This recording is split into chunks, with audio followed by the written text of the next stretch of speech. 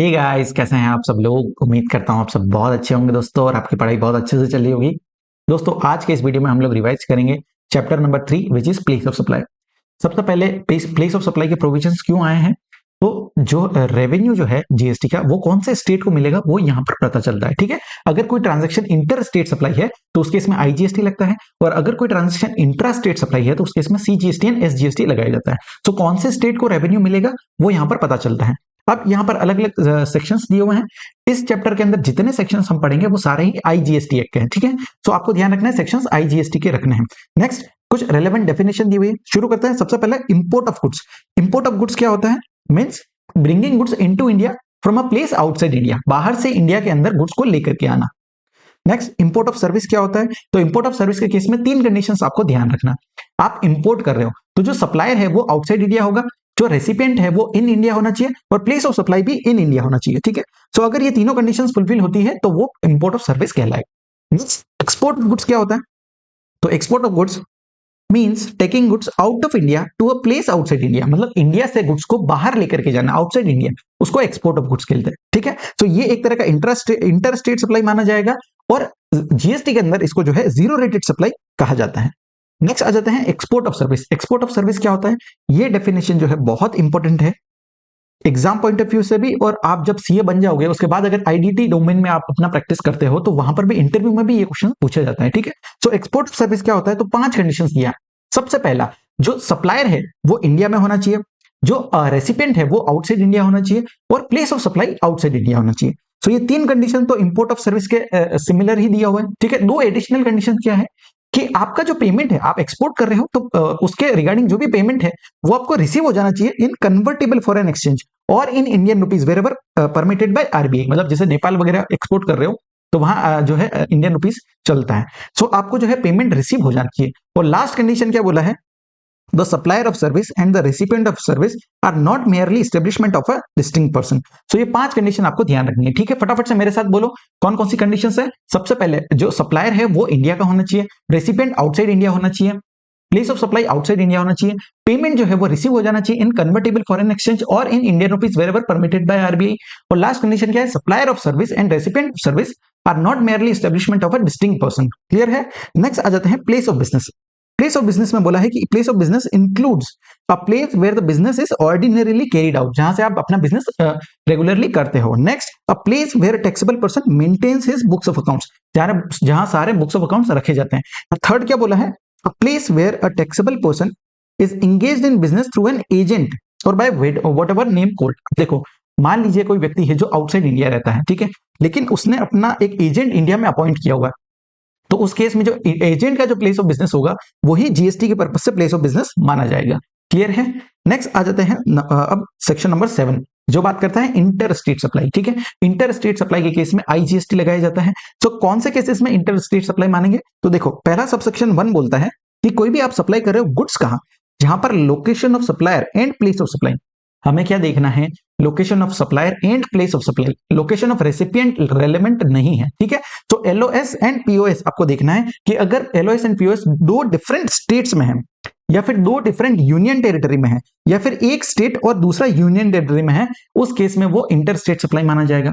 Next, अगर आप कोई भी गुड्स को इंपोर्ट करते हो into the territory of India till they cross the customs frontier of India, तो वो भी यहां पर इंटर स्टेट सप्लाई माने जाएंगे। आपने गुड्स इंपोर्ट किए हैं वो। नेक्स्ट, अगर आप कोई भी सप्लाई ऑफ सर्विस करते हो उस केस में देखना है लोकेशन ऑफ सप्लायर और प्लेस ऑफ सप्लाई, अगर 2 डिफरेंट स्टेट्स में है, या फिर 2 डिफरेंट यूनियन टेरिटरी में है, या फिर एक स्टेट या दूसरा जो है यूनियन टेरिटरी में अगर करते हो तो वो भी इंटर स्टेट सप्लाई माना जाएगा। फोर्थ बोला है supply of services imported into the territory of India, मतलब कोई सर्विस इंपोर्ट कर रहे हो इंडिया में तो वो भी इंटर स्टेट सप्लाई माना जाएगा। और लास्ट क्या बोला है कि कोई भी सप्लाई करते हो गुड्स और सर्विसेज का जहां पर लोकेशन ऑफ सप्लायर इंडिया में है, लोकेशन ऑफ सप्लायर इंडिया में है और place of supply outside India है, तो उस केस में भी वो इंटर स्टेट सप्लाई माना जाएगा। दूसरा, अगर कोई भी सप्लाई कर रहे हो टू और बाय एसईजेड डेवलपर और एसईजेड यूनिट, तो वो भी यहां पर इंटर स्टेट सप्लाई ही माना जाएगा। अब देखो, एक एग्जांपल के थ्रू समझते हैं। मान लीजिए मेरा अहमदाबाद में कोई फैक्ट्री है और अहमदाबाद के एसईजेड में अगर मैं कोई सप्लाई कर रहा हूं, इवन दो दोनों ही गुजरात के अंदर ही है, फिर भी वो इंटर स्टेट सप्लाई माना जाएगा। ठीक है, क्योंकि एसईजेड को हम एज अ फॉरेन कंट्री की तरह ही ट्रीट करते हैं जीएसटी के अंदर, तो वो यहां पर इंटर स्टेट सप्लाई माना जाएगा। और लास्ट क्या बोला है? अगर सप्लाई कर रहे हो गुड्स और सर्विस का इन the taxable territory not being an intra state supply, ऐसी कोई सप्लाई जो इंट्रा स्टेट सप्लाई नहीं है, और दूसरा not covered elsewhere in this section, मतलब और किसी सेक्शन में कवर नहीं हो रही, तो वो भी इंटर स्टेट सप्लाई ही मानी जाएगी। ठीक है, तो इसका स्कोप जो है बहुत वाइडर किया हुआ है। 5 सबसेक्शन हमने पढ़े हैं। ठीक है, फर्स्ट 2 जो थे वो गुड्स के रिगार्डिंग दिए, नेक्स्ट जो 2 सबसेक्शन दिए वो सर्विस के रिगार्डिंग है, और लास्ट सबसेक्शन जो है उसमें 3 कंडीशन दिए, जहां पर पहला कंडीशन बोलता है लोकेशन ऑफ सप्लायर इंडिया में है और place of supply outside India है, दूसरा अगर एसीजेड डेवलपर या एसीजेड यूनिट को कोई सर्विसेज दे रहे हो, और तीसरा क्या बोला है, अगर कोई भी services goods or services supply कर रहे हो इन द टैक्सेबल टेरिटरी, जो कि इंटरस्टेट सप्लाई नहीं है और ना ही किसी और सेक्शन में कवर हुआ है, तो उस केस में वो इंटरस्टेट सप्लाई कहलाएगा। क्लियर है। अब नेक्स्ट आ जाते हैं intrastate supply. Intrastate supply section number 8 deal करता है। इंट्रास्टेट सप्लाई के केस में सीजीएसटी एंड एसजीएसटी लगाया जाता है। ठीक है, सो यहां पर क्या बोला है, कोई भी सप्लाई कर रहे हो गुड्स का, where location of supplier and place of supply of goods are in the same state or same union territory, मतलब एक ही स्टेट में है या एक ही यूनियन टेरिटरी में है, तो उस केस में वो इंट्रास्टेट सप्लाई माना जाएगा। लेकिन यहां पर प्रोवाइजो क्या बोलता है कि following supplies of goods shall not be treated as intrastate supplies, मतलब ये 3 जो है ये इंट्रास्टेट सप्लाईज नहीं कहलाएगा। कौन कौन सा? पहला बोला है सप्लाई ऑफ गुड्स टू और बाय एसीडेड डेवलपर और एसीडेड यूनिट। दूसरा क्या बोला है, goods imported into territory of India till they cross the customs frontier of India. तो ये 2 कंडीशन तो सिमिलर है जो हमने इंटरस्टेट में देखा था। ठीक है, ये 2 कंडीशन ही दिया है। नेक्स्ट क्या बोला है, supplies made to a tourist refer to in section 15, अगर किसी टूरिस्ट को कोई सर्विस दे रहे हो, कोई गुड्स सप्लाई कर रहे हो, उस केस में वो जो है इंटरस्टेट सप्लाई नहीं कहलाएगा। ठीक है, टूरिस्ट कौन होता है, तो एक पर्सन जो not normally residing in India वो enters into India for a stay of not more than 6 month, 6 महीने से ज्यादा अगर नहीं रुकता है तो वो टूरिस्ट कहलाता है। क्लियर है। सो पहला सबसेक्शन गुड्स की बात करता है, अगर विद इन द स्टेट है, सेम स्टेट में है या सेम यूनियन टेरिटरी में है, तो इंटरस्टेट सप्लाई कहलाएगा। नेक्स्ट सबसेक्शन 2 क्या बोलता है कि अगर आप कोई भी सप्लाई ऑफ सर्विस कर रहे हो जहां पर location of supplier and place of supply in the same state और सेम यूनियन टेरिटरी, तो वो यहां पर इंटरस्टेट सप्लाई कहलाएगा। लेकिन यहां पर एक्सेप्शन क्या दिया है कि interstate supply of service shall not include supply of services to or by SEZ developer और SEZ unit। अगर SEZ developer या SEZ unit को कोई सर्विसेज दे रहे हो तो वो इंट्रास्टेट सप्लाई नहीं कहलाएगा, वो इंटरस्टेट सप्लाई कहलाएगा। क्लियर है।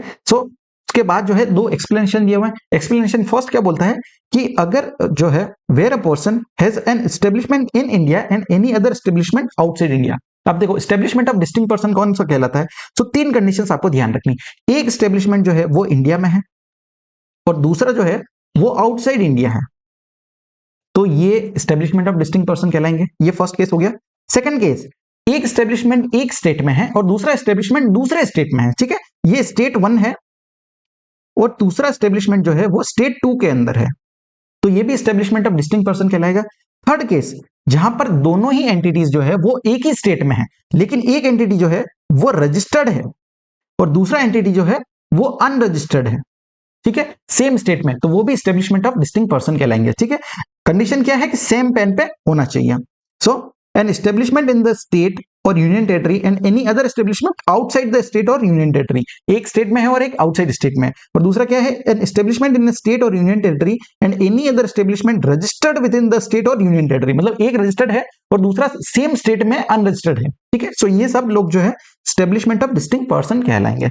Next, a person carrying on a business through a branch or an agency or any other representational office in any territory shall be treated as having an establishment in that territory। तो अगर कोई branch है आपका, कोई agency है, वो भी यहाँ पर जो है एस्टेब्लिशमेंट ही माना जाएगा। क्लियर है। नेक्स्ट आ जाते हैं supplies in territorial water, section number 9। सो ये क्या बोलता है कि देखिए हम प्लेस ऑफ सप्लाई कैसे डिसाइड करते हैं, हम देखते हैं लोकेशन ऑफ सप्लाई और प्लेस ऑफ सप्लाई, ये 2 चीजें देखते हैं। ठीक है, सो यहाँ पर क्या बोला है कि अगर लोकेशन ऑफ सप्लायर किसी टेरिटोरियल वाटर्स में है, या फिर सेकंड क्या बोला है, प्लेस ऑफ सप्लाई जो है वो टेरिटोरियल वाटर्स में आ रहा है, तो उस केस में आपको प्लेस ऑफ सप्लाई क्या लेना है, तो बोला है place of supply shall be deemed to be the coastal state और union territory where the nearest point of appropriate base line is located. तो वो कोस्टल स्टेट में प्लेस ऑफ सप्लाई माना जाएगा जो नियरेस्ट है। ठीक है, तो ध्यान रखना है कि आप पानी में जो सबसे ज्यादा नजदीक है वो कोस्टल स्टेट का ही प्लेस ऑफ सप्लाई माना जाएगा। क्लियर है। सो टेरिटोरियल वाटर्स क्या होता है, तो अप टू 12 नॉटिकल माइल्स तक इंडिया का पार्ट माना जाता है। सो यहां पर हो गया हमारा सेक्शन 9 कंप्लीट। सो अभी तक हमने 3 सेक्शंस देखे हैं। सेक्शन 7 जो बात करता है inter state supply, section 8 intra state supply और सेक्शन 9 जो है वो टेरिटोरियल वाटर्स में है। क्लियर है। तीनों ही सेक्शन जो है वो आईजीएसटी एक्ट है। अब आ जाते हैं सेक्शन नंबर 10। सेक्शन नंबर 10 और 11 दोनों गुड्स के रिगार्डिंग दिए हुए हैं, और सेक्शन नंबर 12 और 13 जो है वो सर्विसेज के रिगार्डिंग दिया हुआ है। सबसे पहले जो है वो विद इन इंडिया की बात करेंगे, फिर आउटसाइड इंडिया की बात करेंगे, ठीक है। तो सेक्शन 10 बात करता है जहां पर place of supply of goods other than supply of goods imported into और एक्सपोर्टेड फ्रॉम इंडिया। तो इंपोर्ट एक्सपोर्ट जो है वो सेक्शन 11 में दिया हुआ है। तो सेक्शन 10 के अंदर 6 सबसेक्शंस दिए हुए हैं, देखते हैं वन बाय वन। सबसे पहले दिया सेक्शन 10 सबसेक्शन 1 क्लोज ए। ये बात करता है supplies involving movement of goods. ऐसा कोई सप्लाई है जहां गुड्स का मूवमेंट हो रहा है, ठीक है। मान लीजिए मैं राजस्थान में हूं और राजस्थान से गुड्स को सप्लाई कर रहा हूं यहां पर गुजरात में, ठीक है, अहमदाबाद में। सो जब भी गुड्स का मूवमेंट हो रहा है उस केस में प्लेस ऑफ सप्लाई क्या कहलाएगा? So the place of supply is the location of goods at the time when the movement of goods terminate. जहां पर मूवमेंट टर्मिनेट हो रहा है, मैंने गुड्स को कहां डिलीवर किया, सो एंड जो मूवमेंट जो है वो एंड कहां होता है? गुजरात में मैंने गुड्स को सप्लाई किया तो गुजरात में वो एंड होता है, तो वो जो है यहाँ पर प्लेस ऑफ सप्लाई माना जाएगा, ठीक है। नेक्स्ट आ जाते हैं सेक्शन 10 सबसेक्शन 1 क्लोज बी। ये बात करता है supplies involving movement of goods where the goods are delivered to a recipient on the instruction of a third person. Bill to ship to supply. Bill to ship to supply क्या होता है समझो, ये chart से जो है आपको समझ जाएगा, ये इमेज देखना है। जहां पर क्या होता है, बिलिंग जो है किसी और व्यक्ति के नाम पे किया जाता है और सप्लाई जो है वो किसी और व्यक्ति को किया जाता है। अब देखो यहाँ पर मिस्टर बी है जो हरियाणा का है, ठीक है, उसको कोई गुड्स चाहिए तो वो सप्लायर ए के पास जाता है जो कि न्यू दिल्ली का है और उसको बोलता है मुझे गुड्स चाहिए, और वो गुड्स जो है सीधा डिलीवर कर दो मिस्टर सी के पास। अब हो सकता है ये कोई जो है एजेंट हो या फिर जॉब वर्कर हो, ठीक है। तो डायरेक्ट जो गुड्स जो है वो डिलीवर कहां हो रहा है? मिस्टर सी को, जो कि न्यू दिल्ली में है। तो ये केस में जो है प्लेस ऑफ सप्लाई क्या माना जाएगा? तो बोला है कि place of supply is the location of the principal place of business of such third person जिसके नाम पे बिल इशू हुआ है। अब देखो शिपिंग यहां पर हुआ है मिस्टर सी को और बिल इशू हुआ है मिस्टर बी के नाम पे, ठीक है, क्योंकि मिस्टर बी ने जो है यहां पर इंस्ट्रक्शन दिया था ए को कि आप जो गुड्स है वो सी को सप्लाई करो। तो आपको सिंपल ध्यान रखना है, bill to ship to model के केस में जिस व्यक्ति के नाम पे बिल इशू किया जाता है उसका प्लेस ऑफ बिजनेस ही यहां पर जो है माना जाता है, ठीक है। इस ट्रांजेक्शन के अंदर दो सप्लाईज हो रही, पहला सप्लाई जो है वो ए और बी के बीच में हो रहा है, ठीक है, और ए और बी के बीच में जो सप्लाई हो रहा है उस केस में प्लेस ऑफ सप्लाई क्या है? लोकेशन ऑफ बी, ठीक है, which is Haryana. Second supply क्या है? जो बी और सी के बीच में हो रहा है, और बी और सी के केस में कौन से प्रोविजंस लगेंगे? तो जो हमने जो फर्स्ट देखा था ए क्लोज वाला जहां पर सप्लाई इन्वॉल्व्स मूवमेंट गुड्स है वो वाले प्रोविजंस आपको लगेंगे, और जहां गुड्स का मूवमेंट टर्मिनेट होगा वही यहाँ का प्लेस ऑफ सप्लाई बन जाएगा। क्लियर है? तो आई होप आपको समझा है। फिर से एक बार बिल टू शिफ्ट मॉडल में क्या देखा, आपको सिंपल ध्यान रखना है जिसके नाम पे बिल इशू हो रहा है उसका प्रिंसिपल प्लेस ऑफ बिजनेस ही यहां पर प्लेस ऑफ सप्लाई माना जाएगा। क्लियर है? नेक्स्ट आ जाते हैं case where supply not involving movement of goods. मतलब देखिए गुड्स का मूवमेंट नहीं हो रहा है। अब मान लीजिए मैं राजस्थान का हूं, मैंने दिल्ली में कोई ऑफिस खरीदा है, ठीक है, और ऑफिस के साथ जो है बिल्डिंग है, वो तो बिल्डिंग का जब खरीदते हो buy and selling of land and building वो तो नेगेटिव लिस्ट में कवर्ड है, शेड्यूल 3 पैरा 5, ठीक है। लेकिन मैंने उस ऑफिस के साथ में जो है कुछ प्री इंस्टॉल्ड फर्नीचर और फिक्सचर्स भी खरीदे हैं। तो इस केस में क्या हो रहा है? गुड्स का मूवमेंट नहीं हो रहा है, ठीक है, वहां पर पहले से इंस्टॉल्ड था, मैंने वो उसको खरीदा है, तो वो जीएसटी के स्कोप में आएगा। उस केस में प्लेस ऑफ सप्लाई क्या होगा? तो बोला है place of supply is the location of goods at the time of delivery to the recipient. वो गुड्स का जो लोकेशन है, अब न्यू दिल्ली में वो ऑफिस है, गुड्स वहां पर सिचुएटेड है, तो वही न्यू दिल्ली ही वहां का प्लेस ऑफ सप्लाई कहलाएगा। क्लियर है? So location of the goods at the time of delivery to the recipient will be the place of supply. Next आ जाते हैं सबसेक्शन सी ए। ये बात करता है supply of goods to an unregistered person. मतलब आप गुड्स को सप्लाई करो किसी अनरजिस्टर्ड पर्सन को, उस केस में आपको देखना है अगर location as per the address of the said person recorded in the invoice है, मतलब जो रेसिपिएंट है उसका एड्रेस आपने रिकॉर्ड किया हुआ है, तो उस केस में location of recipient will be the place of supply. और अगर जो है आपको एड्रेस रिकॉर्ड नहीं किया है उस केस में location of supplier where the address of the said person is not recorded in the invoice, location of supplier आपका जो है प्लेस ऑफ सप्लाई हो जाएगा। क्लियर है? तो ये प्रोविजंस किस लिए लाए गए थे? समझो जहां पर आप कोई भी गुड्स को खरीदते हो ओवर द काउंटर, ठीक है, अब मान लीजिए मैं उदयपुर में रहता हूं, ठीक है, यहां पर जो है रोड टैक्स ज्यादा लगता है, तो मैंने क्या किया, मैं अहमदाबाद गया, गुजरात पास में है, गुजरात में जाकर के मैं कोई गाड़ी खरीदता हूं, मुझे फॉर्च्यूनर खरीदना है, मैंने वहां से फॉर्च्यूनर खरीदी और फिर जो है उदयपुर में लेकर के आ गया, तो क्योंकि गुजरात में जो है वो रोड टैक्स कम लगता है, तो उस केस में क्या हो रहा है, ओवर द काउंटर मैंने गुड्स खरीदे हैं और अब मैं अपने स्टेट में लेकर के आ रहा हूं। सेम एग्जांपल, अगर कोई कोई वर्कर है या कोई व्यक्ति है जो बाहर रह रहा है, ठीक है, अपने काम से, और वो गुड्स खरीद करके जो है अपने स्टेट में लेकर के आ रहा है, उस केस में आपको ध्यान रखना है कि प्लेस ऑफ सप्लाई क्या होगा। अगर उसका एड्रेस ऑन रिकॉर्ड एग्जिस्ट करता है तो उस केस में लोकेशन ऑफ रेसिपिएंट हो जाएगा। अगर एड्रेस जो है यहाँ पर अवेलेबल नहीं है, उस केस में location of supplier will be the place of supply. अब एड्रेस का मतलब जो है, for the purpose of this close only, address का मतलब अगर आपने स्टेट का नाम भी दे दिया, ठीक है, recording of the name of the state of the said person in the invoice shall be deemed to be the recording of the address of the said person. सिर्फ स्टेट का नाम दे दिया तो भी वो फुल एड्रेस मान लिया जाएगा, ठीक है, only for the purpose of this subsection. Clear है? नेक्स्ट आ जाते हैं सबसेक्शन डी, जो बात करता है सप्लाई इन्वॉल्व्स इंस्टॉलेशन और असेंबली ऑफ गुड्स। कोई गुड्स को आप इंस्टॉल करवा रहे हो या असेंबली यहाँ पर कराया जा रहा है, ठीक है। अब एक एग्जांपल से समझते हैं। मैं न्यू दिल्ली का हूँ, मेरा फैक्ट्री जो है वो नोएडा में, ठीक है। सो मैंने एक सप्लायर को ढूंढा और उसको बोला कि मेरा जो फैक्ट्री है वहां पर जाकर के आपको कुछ यहाँ पर इंस्टॉल करना, कोई मशीनरी वगैरह, ठीक है। सो मान लीजिए जो सप्लायर है वो भी न्यू दिल्ली का है, मैं भी न्यू दिल्ली का हूं, लेकिन फैक्ट्री कहाँ है? वो नोएडा में है। तो उस केस में जो है प्लेस ऑफ सप्लाई क्या होगा? Place of supply is the location where such installation और असेंबली इज डन। जहां पर वो मशीनरी इंस्टॉल किया है, नोएडा में अगर इंस्टॉल किया है तो उस केस में Uttar Pradesh will be the place of supply. Clear है? सो जहां पर इंस्टॉलेशन किया जाएगा वही प्लेस ऑफ सप्लाई बन जाएगा। नेक्स्ट आ जाते हैं goods supplied on board a conveyance. मतलब कोई कन्वेंस पे आप जा रहे हो और इन बिटवीन आपको कोई गुड्स यहाँ पर दिए गए हैं, ठीक है। कन्वेंस कौन कौन से हो सकते हैं? एयरक्राफ्ट हो गया, ट्रेन, वेसल, मोटर व्हीकल, ठीक है। उस केस में जो है आपको लोकेशन कौन सा लेना है? जहां से वो गुड्स को ऑन बोर्ड किया गया, टेकन ऑन बोर्ड, वो प्लेस ऑफ सप्लाई बन जाएगा। अब मान लीजिए मैं जो है ट्रेन में जा रहा हूं, जयपुर से दिल्ली जा रहा हूं, तो उस केस में जहां से वो गुड्स आपको ऑन बोर्ड किए गए, ठीक है, मैंने इन बिटवीन वो गुड्स लिए हैं, इन बिटवीन वो गुड्स खरीदे हैं, लेकिन जहां से वो गुड्स को ऑन बोर्ड किया गया, जयपुर से किया गया, तो Jaipur will be the place of supply, ठीक है। तो ये आपको ध्यान रखना है। अब इस सेक्शन के अंदर 6 सबसेक्शन पड़े हैं, फिर से एक बार रिवाइज करते हैं कौन कौन सी चीज है। पहला सबसेक्शन 1 बोलता है supply involves movement of goods. जहां मूवमेंट ऑफ गुड्स है तो आपको ध्यान रखना है place of supply is the location where the movement terminates, ठीक है। सेकंड देखा था हमने बिल टू शिफ्ट मॉडल, उस केस में principal place of business of such third person, ठीक है, जो यहाँ पर जिसके नाम पे बिलिंग किया जा रहा है उस व्यक्ति का लोकेशन आपको लेना है। उसके बाद सबसेक्शन सी क्या बोलता है? जहां पर supply does not involve movement of goods. अगर मूवमेंट ऑफ गुड्स नहीं है तो उस केस में location of such goods at the time of delivery.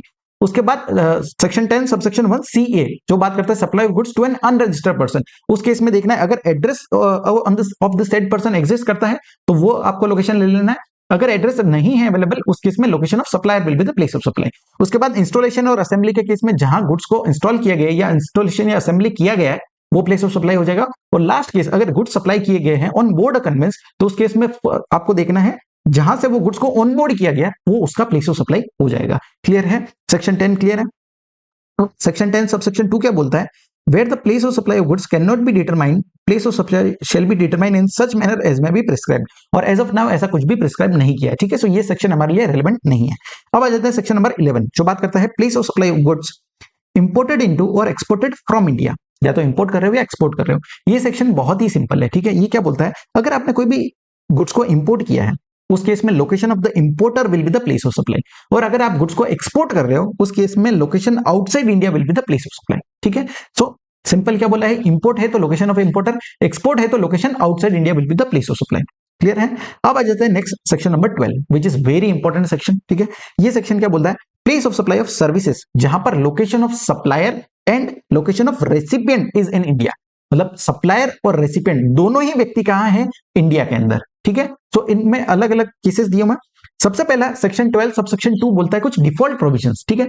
सो अगर कोई सप्लाई जो है वो सबसेक्शन 3 से लेकर के सबसेक्शन 14 में कहीं भी स्पेसिफिक सेक्शन में कवर नहीं होती है तो उसका प्लेस ऑफ सप्लाई डिटरमाइन होगा by this default provision. Default provision क्या बोलता है? अगर आप सप्लाई कर रहे हो, क्योंकि दोनों ही पार्टीज इंडिया के अंदर है, तो आपको देखना है अगर रजिस्टर्ड पर्सन को सप्लाई कर रहे हो, अगर रेसिपिएंट जो है वो रजिस्टर्ड पर्सन है, उस केस में location of recipient will be the place of supply. अगर आप सप्लाई कर रहे हो अनरजिस्टर्ड पर्सन को, B2C सप्लाई है, तो उस केस में देखना है अगर एड्रेस ऑन रिकॉर्ड एग्जिस्ट करता है तो उस केस में location of recipient will be the place of supply. और अगर एड्रेस ऑन रिकॉर्ड एग्जिस्ट नहीं करता है, कोई अदर केस है, उस केस में location of supplier will be the place of supply. Clear है? तो ये चार्ट आपको ध्यान रखना है। Place of supply default provision क्या बोलता है? सेक्शन 12 सबसेक्शन 2, अगर B2B सप्लाई है तो लोकेशन ऑफ रेसिपिएंट, अगर B2C सप्लाई है तो देखो एड्रेस ऑन रिकॉर्ड एग्जिस्ट करता है, अगर एड्रेस ऑन रिकॉर्ड है तो location of recipient, otherwise other cases में location of supplier will be the place of supply. Clear है। नेक्स्ट आ जाते हैं सेक्शन 12 सबसेक्शन 3, जो बात करता है services in relation to an immovable property और lodging accommodation in an hotel, boat और वेसल। मतलब देखो, इमूवेबल प्रॉपर्टी का कोई सर्विस है, कौन कौन सी सर्विसेज यहाँ पर कवर की है, तो देखो, कोई भी place of supply of services directly in relation to an immovable property, immovable property के रिगार्डिंग जो है सर्विसेज दे रहे हो, कौन कौन सी, जैसे आर्किटेक्ट का सर्विस हो गया, या इंटीरियर डेकोरेटर हो गया, surveyor, engineer and any other related experts, और स्टेट एजेंट का कोई सर्विस है, जहां पर आप क्या कर रहे हो, grant of right to use, मतलब आप जो है right to use immovable property किसी को दे रहे हो, तो वो यहां पर कवर हो जाएगा। Next, services by way of lodging accommodation, मतलब मैं यहां से मुंबई गया हूं, ठीक है, मुंबई गया हूं, वहां पर मैंने कोई होटल बुक किया है या कोई गेस्ट हाउस लिया है, तो वो भी यहाँ पर इमूवेबल प्रॉपर्टी कहलाएगा। So lodging accommodation by a hotel, inn, guest house, home stays, clubs और camp sites by whatever name called and includes a house boat और any other vessel. House boat भी यहाँ पर इंक्लूड होता है, ठीक है, आप केरला गए हो और वहां पर आपने हाउस बोट का सर्विस लिया है, वो भी यहाँ पर इमूवेबल प्रॉपर्टी ही माना जाता है। Next, services by way of accommodation in any immovable property, क्या कर रहे हो, अकोमोडेशन दे रहे हो इमूवेबल प्रॉपर्टी में फॉर ऑर्गेनाइजिंग एनी मैरिज, मतलब अगर किसी का शादी है और उसने पूरा होटल ही ले लिया है, ठीक है, या फिर कोई रिसेप्शन है, या फिर कोई आपका ऑफिशियल हो गया, आपका मीटिंग है या कोई फंक्शन है और इसलिए आपने इमूवेबल प्रॉपर्टी लिया, तो वो भी यहाँ पर कवर हो जाएगा। और लास्ट सबसेक्शन डी क्या बोलता है, any services ancillary to the services refer to in clause A to C, इन तीनों के रिगार्डिंग कोई एंसिलरी सर्विसेज है वो भी यहां पर कवर हो जाएगी, ठीक है। तो इन सब के केसेस में, इमूवेबल प्रॉपर्टी के केस में जो है प्लेस ऑफ सप्लाई क्या होगा, place of supply is the location where such immovable property or boat और वेसल एज द केस में be is located or intended to be located. अब ध्यान रखो क्या लिखा है, या तो लोकेटेड है इमूवेबल प्रॉपर्टी या फिर इंटेंडेड टू बी लोकेटेड है। इंटेंडेड टू बी लोकेटेड का मतलब क्या हुआ कि देखिए आज की तारीख में इमूवेबल प्रॉपर्टी नहीं है, ठीक है। एक एग्जांपल से समझो, मान लीजिए मैंने कोई आर्किटेक्ट का सर्विस दिया है, ठीक है, मैंने उसको बोला मुझे पूरा प्लान बना के दो, कैसा घर बनेगा, क्या चीजें रहने वाली है। So as of now immovable property नहीं है, लेकिन वो इंटेंडेड है कि वहां पर जो है उस प्लॉट में जो है आगे चल करके इमूवेबल प्रॉपर्टी बनेगा, घर बनेगा, तो वो सर्विसेज भी यहां पर जो है कवर हो जाएगी। और प्लेस ऑफ सप्लाई क्या होगा, location of the immovable property. Clear है। नेक्स्ट, अगर देखिए मैं जो हूं, location of supplier and location of recipient दोनों ही व्यक्ति इंडिया में, ठीक है, लेकिन जो प्रॉपर्टी है, जो इमूवेबल प्रॉपर्टी है, वो आउटसाइड इंडिया है, उस केस में प्लेस ऑफ सप्लाई होगा लोकेशन ऑफ द रेसिपिएंट। आपको क्या लेना है, location of the recipient will be the place of supply. हम सेक्शन 12 पढ़ रहे हैं, सेक्शन 12 के अंदर दोनों पार्टीज इंडिया में ही होती है, ठीक है, तो दोनों पार्टी इंडिया में ही है, लेकिन जो प्रॉपर्टी है वो आउटसाइड इंडिया है, उस केस में location of recipient will be the place of supply. Clear है।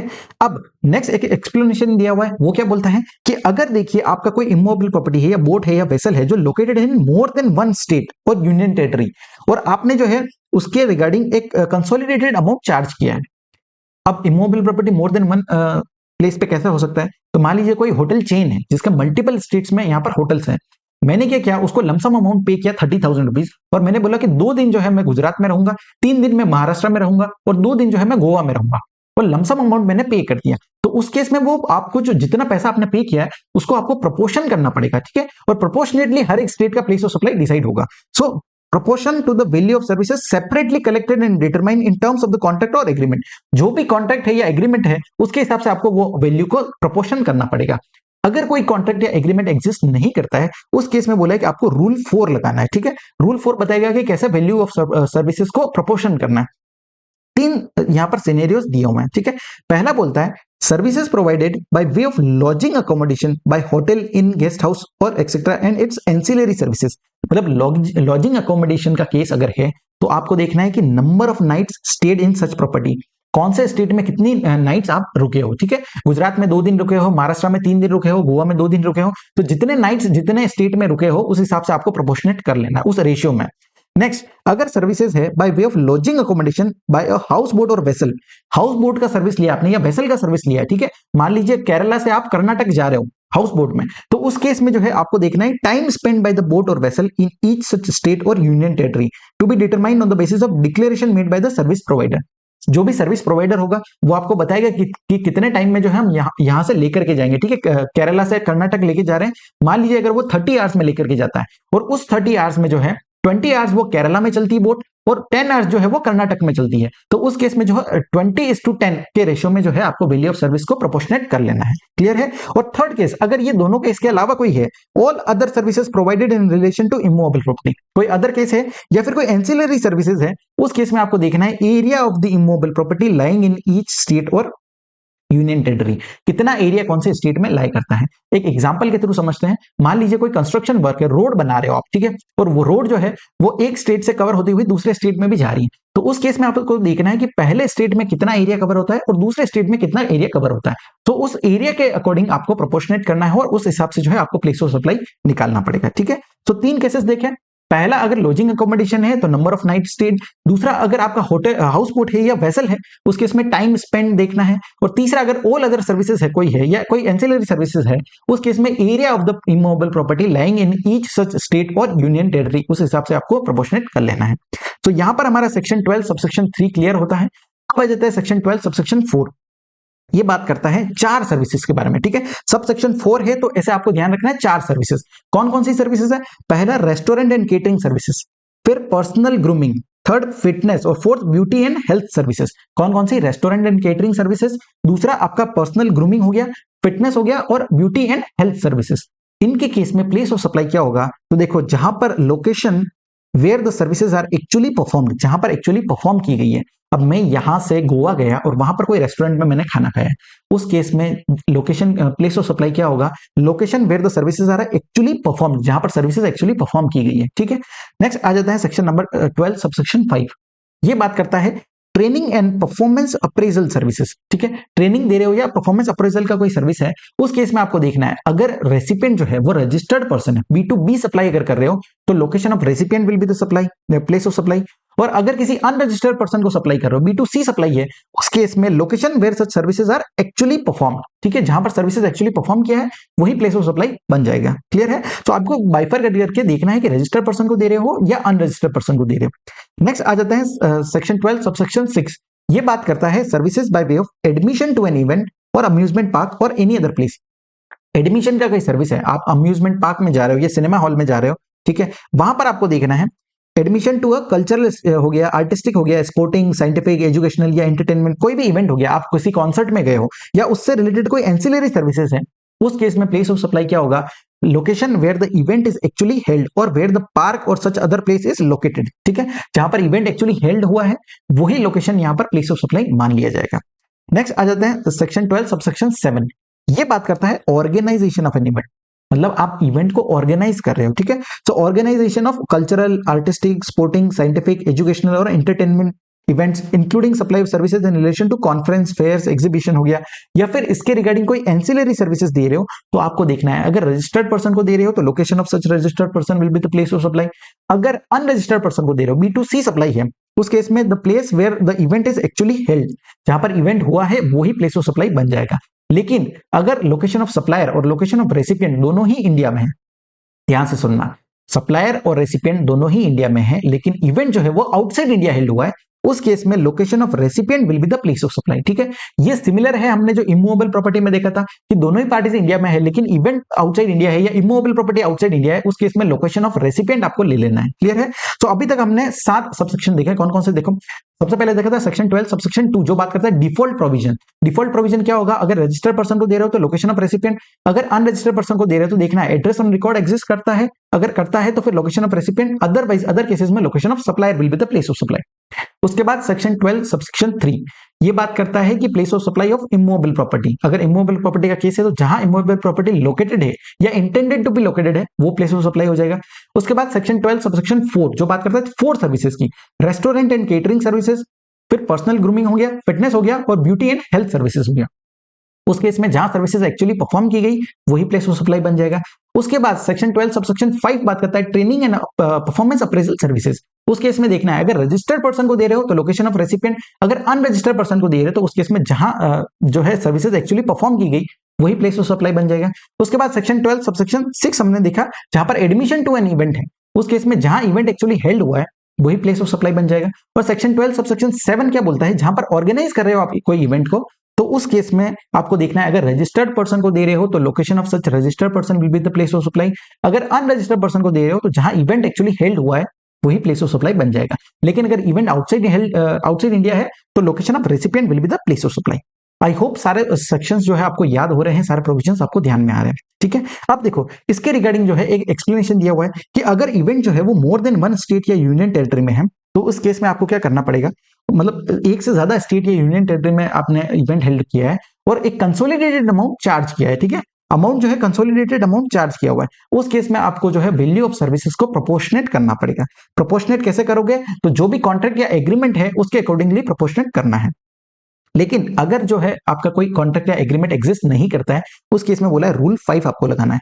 रूल 5 क्या बोलता है, determined by the application of generally accepted accounting principle, ठीक है, तो आपको जनरली एक्सेप्टेड अकाउंटिंग प्रिंसिपल के हिसाब से जो है वैल्यू को यहाँ पर प्रोपोर्शनेट करना रहेगा। अभी तक हमने दो रूल्स देखे हैं, पहला देखा था रूल 4 जो बात करता है इमूवेबल प्रॉपर्टी के केस में, और दूसरा बोला है रूल 5 जो हमने देखा है ऑर्गेनाइजिंग ऑफ एन इवेंट के केस में, ठीक है। यहाँ पर क्या लगाना है, जनरली एक्सेप्टेड अकाउंटिंग प्रिंसिपल के हिसाब से प्रोपोर्शनेट करना रहे।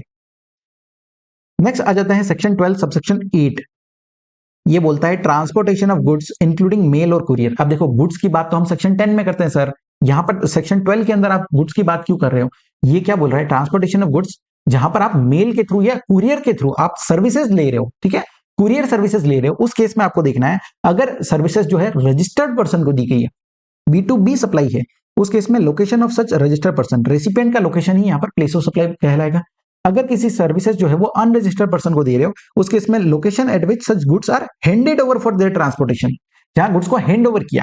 अब मान लीजिए मैं उदयपुर में हूं, मुझे गुजरात कोई पार्सल भेजना है या कुरियर करना है, तो मैं तो अनरजिस्टर्ड पर्सन हूं, B2C सप्लाई हो जाएगी। उस केस में जहां पर मैंने गुड्स को हैंड ओवर किया, अब कुरियर वाले को मैंने कहा हैंड ओवर किया, उदयपुर में ही, सो वो Udaipur will be the place of supply, ठीक है, सो राजस्थान यहां पर प्लेस ऑफ सप्लाई बन जाएगा।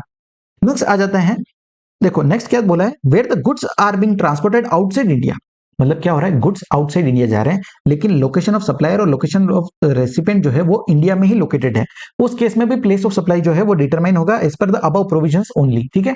सो अगर गुड्स आउटसाइड इंडिया जा रहे हैं उससे कोई फर्क नहीं पड़ेगा, आपको देखना है अगर रजिस्टर्ड पर्सन को दे रहे हो तो रेसिपिएंट का लोकेशन, अगर अनरजिस्टर्ड पर्सन को दे रहे हो तो place where the goods are handed over, जहां हैंड ओवर किया वही प्लेस ऑफ सप्लाई हो जाएगा। क्लियर है। नेक्स्ट आ जाता है सेक्शन 12 सबसेक्शन 9 जो बात करता है पैसेंजर ट्रांसपोर्टेशन सर्विस, ठीक है। अब ये गाड़ी में है जहां पर नो पैसेंजर्स को बिठा करके ले जा रहा है, उस तरह से आप याद रख सकते हो। तो पैसेंजर ट्रांसपोर्टेशन सर्विस के केस में देखना है अगर सर्विसेज रजिस्टर्ड पर्सन को दे रहे हो तो location of such registered person will be the place of supply. अगर सर्विसेज अनरजिस्टर्ड पर्सन को दी जा रही है, B2C सप्लाई है, तो place where the passenger embarks on the conveyance for a continuous journey. अब देखो क्या बातें बोली है, पहले तो बोला है पैसेंजर एम्बार्क्स, एम्बार्क्स क्या होता है तो यहां पर लिख दो स्टार्ट्स, ठीक है। अगर इतना इंग्लिश नहीं समझता है, जहां से अपना जर्नी शुरू हुआ है, स्टार्ट हुआ है, वो वहां से वो लोकेशन ही यहाँ पर प्लेस ऑफ सप्लाई बन जाएगा। ऑन दी कन्वेंस, कन्वेंस में यहाँ पर जर्नी स्टार्ट कर रहा है for a continuous journey. Continuous journey क्या होता है, जो आपका जो है आप कहीं भी उसमें कोई भी तरह का स्टॉप ओवर नहीं है, ठीक है। सो कंटिन्यूअस जर्नी के यहाँ पर बोला है which involves no stopover between any of the legs of the journey for which one or more separate tickets or invoices are issued. Even though आपने जो है जाने का और आने का दोनों का एक ही टिकट बुक किया है, ठीक है, मतलब आपने पैसा जो है साथ में टिकट्स बुक किए, लेकिन फिर भी वो दो अलग सेपरेट जर्नी कहलाएगी, ठीक है। So the return journey shall be treated as a separate journey even if the right to passage for onward and return journey is issued at the same time, फिर भी वो दो सेपरेट जर्नी कहलाएगा। Clear है। अब यहां पर एक प्रोवाइजो दिया है, प्रोवाइजो क्या बोलता है कि देखिए where the right to passage is given for future use and the point of embarkation is not known, मतलब मैं गाड़ी में कहां से बैठूंगा मुझे पता नहीं है, नोन नहीं है। एक एग्जांपल दीजिए ना सर, देखिए जैसे दिल्ली का मेट्रो कार्ड है, ठीक है, अब वो क्या है, दिल्ली की जो मेट्रो है वो नोएडा में भी चलती है, तो उस केस में क्या हो रहा है कि जो पैसेंजर है वो कहां से एम्बार्क करेगा, कहां से अपनी जर्नी शुरू करेगा वो पता ही नहीं है। तो उस केस में आपको प्लेस ऑफ सप्लाई कैसे डिटरमाइन होगा, तो बोला है the place of supply for such services shall be determine in accordance with the provisions of section 12 subsection 2, जो हमारा डिफॉल्ट प्रोविजन है उसके हिसाब से ही प्लेस ऑफ सप्लाई डिटरमाइन करना है। क्लियर है। सो तीन चीजें इस सेक्शन में हमने देखी। पहला, अगर आप जो है पैसेंजर ट्रांसपोर्टेशन सर्विस दे रहे हो किसी रजिस्टर्ड पर्सन को तो location of recipient will be the place of supply. दूसरा, अगर किसी अनरजिस्टर्ड पर्सन को दे रहे हो तो जहां से पैसेंजर ने अपना जर्नी जो है इम्बार्क किया है, जहां से जर्नी स्टार्ट किया है कंटिन्यूअस जर्नी, वो प्लेस ऑफ सप्लाई हो जाएगा। लेकिन थर्ड केस क्या बोला है, प्रोवाइजो क्या बोलता है कि अगर point of embarkation is not known, पता नहीं है, उस केस में आपको डिफॉल्ट प्रोविजन के हिसाब से ही प्लेस ऑफ सप्लाई डिटरमाइन करना पड़ेगा। क्लियर है। नेक्स्ट आ जाते हैं सेक्शन 12 सबसेक्शन 10। ये बोलता है services supplied on board conveyance. अब देखो पहले हमने देखा था गुड्स के केस में जहां गुड्स ऑन बोर्ड किए जा रहे हैं, ठीक है, सेक्शन 10 है सबसेक्शन 1 क्लोज ई। क्लियर है। अब यहां पर क्या बोला है, कोई सर्विसेज दी जा रही है ऑन बोर्ड कन्वेंस, उस केस में प्लेस ऑफ सप्लाई क्या होगा, तो बोला है first schedule, location of the first schedule point of departure. Departure क्या होता है, मतलब वही जहां से स्टार्ट किया है। ठीक है। So first schedule point of departure will be the place of supply. Clear है। नेक्स्ट आ जाते हैं सेक्शन 12 सबसेक्शन 11, मतलब 11 टावर्स यहां पर लगाने हैं अपने को, इस तरह से याद रखना है। टेलीकम्युनिकेशन सर्विसेज, सेक्शन 12 सबसेक्शन 11, ये क्या बोलता है? The place of supply of telecommunication services including data transfer हो गया, ब्रॉडकास्टिंग हो गया, केबल्स हो गया, डायरेक्ट टू होम डीटीएच जो हमारा घर पे जो टीवी का सर्विस रहता है, ठीक है। तो उस केस में आपको क्या देखना है, तो अलग अलग सिनेरियोस दिए हैं। क्लोज ए क्या बोलता है?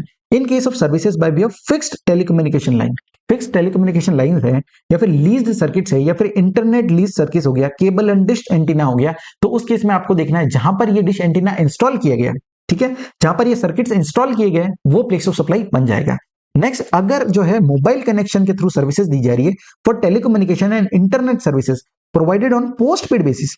अब देखो दो यहां पर चीजें होती है, पहला प्रीपेड, दूसरा होता है पोस्ट पेड। प्रीपेड मतलब क्या होता है? जो आप मोबाइल में रिचार्ज करवाते हो, पहला पैसा पे करो फिर आप जो है उसकी सर्विसेज ले सकते हो।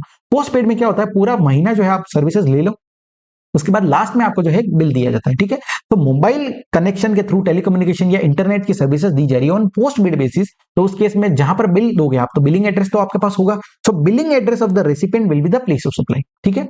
नेक्स्ट आ जाते हैं, अगर मोबाइल कनेक्शन के थ्रू सर्विसेज दे रहे हो फॉर टेलीकम्युनिकेशन या इंटरनेट सर्विस हो गई या फिर D2H टेलीविजन सर्विसेज होगी और वो दी जा रही है ऑन प्रीपेड बेसिस, अगर प्रीपेड बेसिस पे दे रहे हो तो आपको देखना है सर्विसेज जो दी जा रही है वो थ्रू सेलिंग एजेंट दी जा रही है, रीसेलर या डिस्ट्रीब्यूटर के थ्रू अगर दी जा रही है, तो उस केस में location of such selling agent, ठीक है, address of the selling agent will be the place of supply.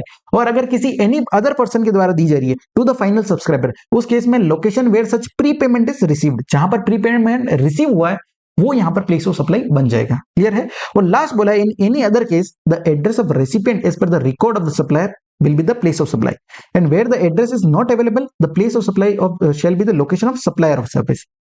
Other cases में क्या बोला है?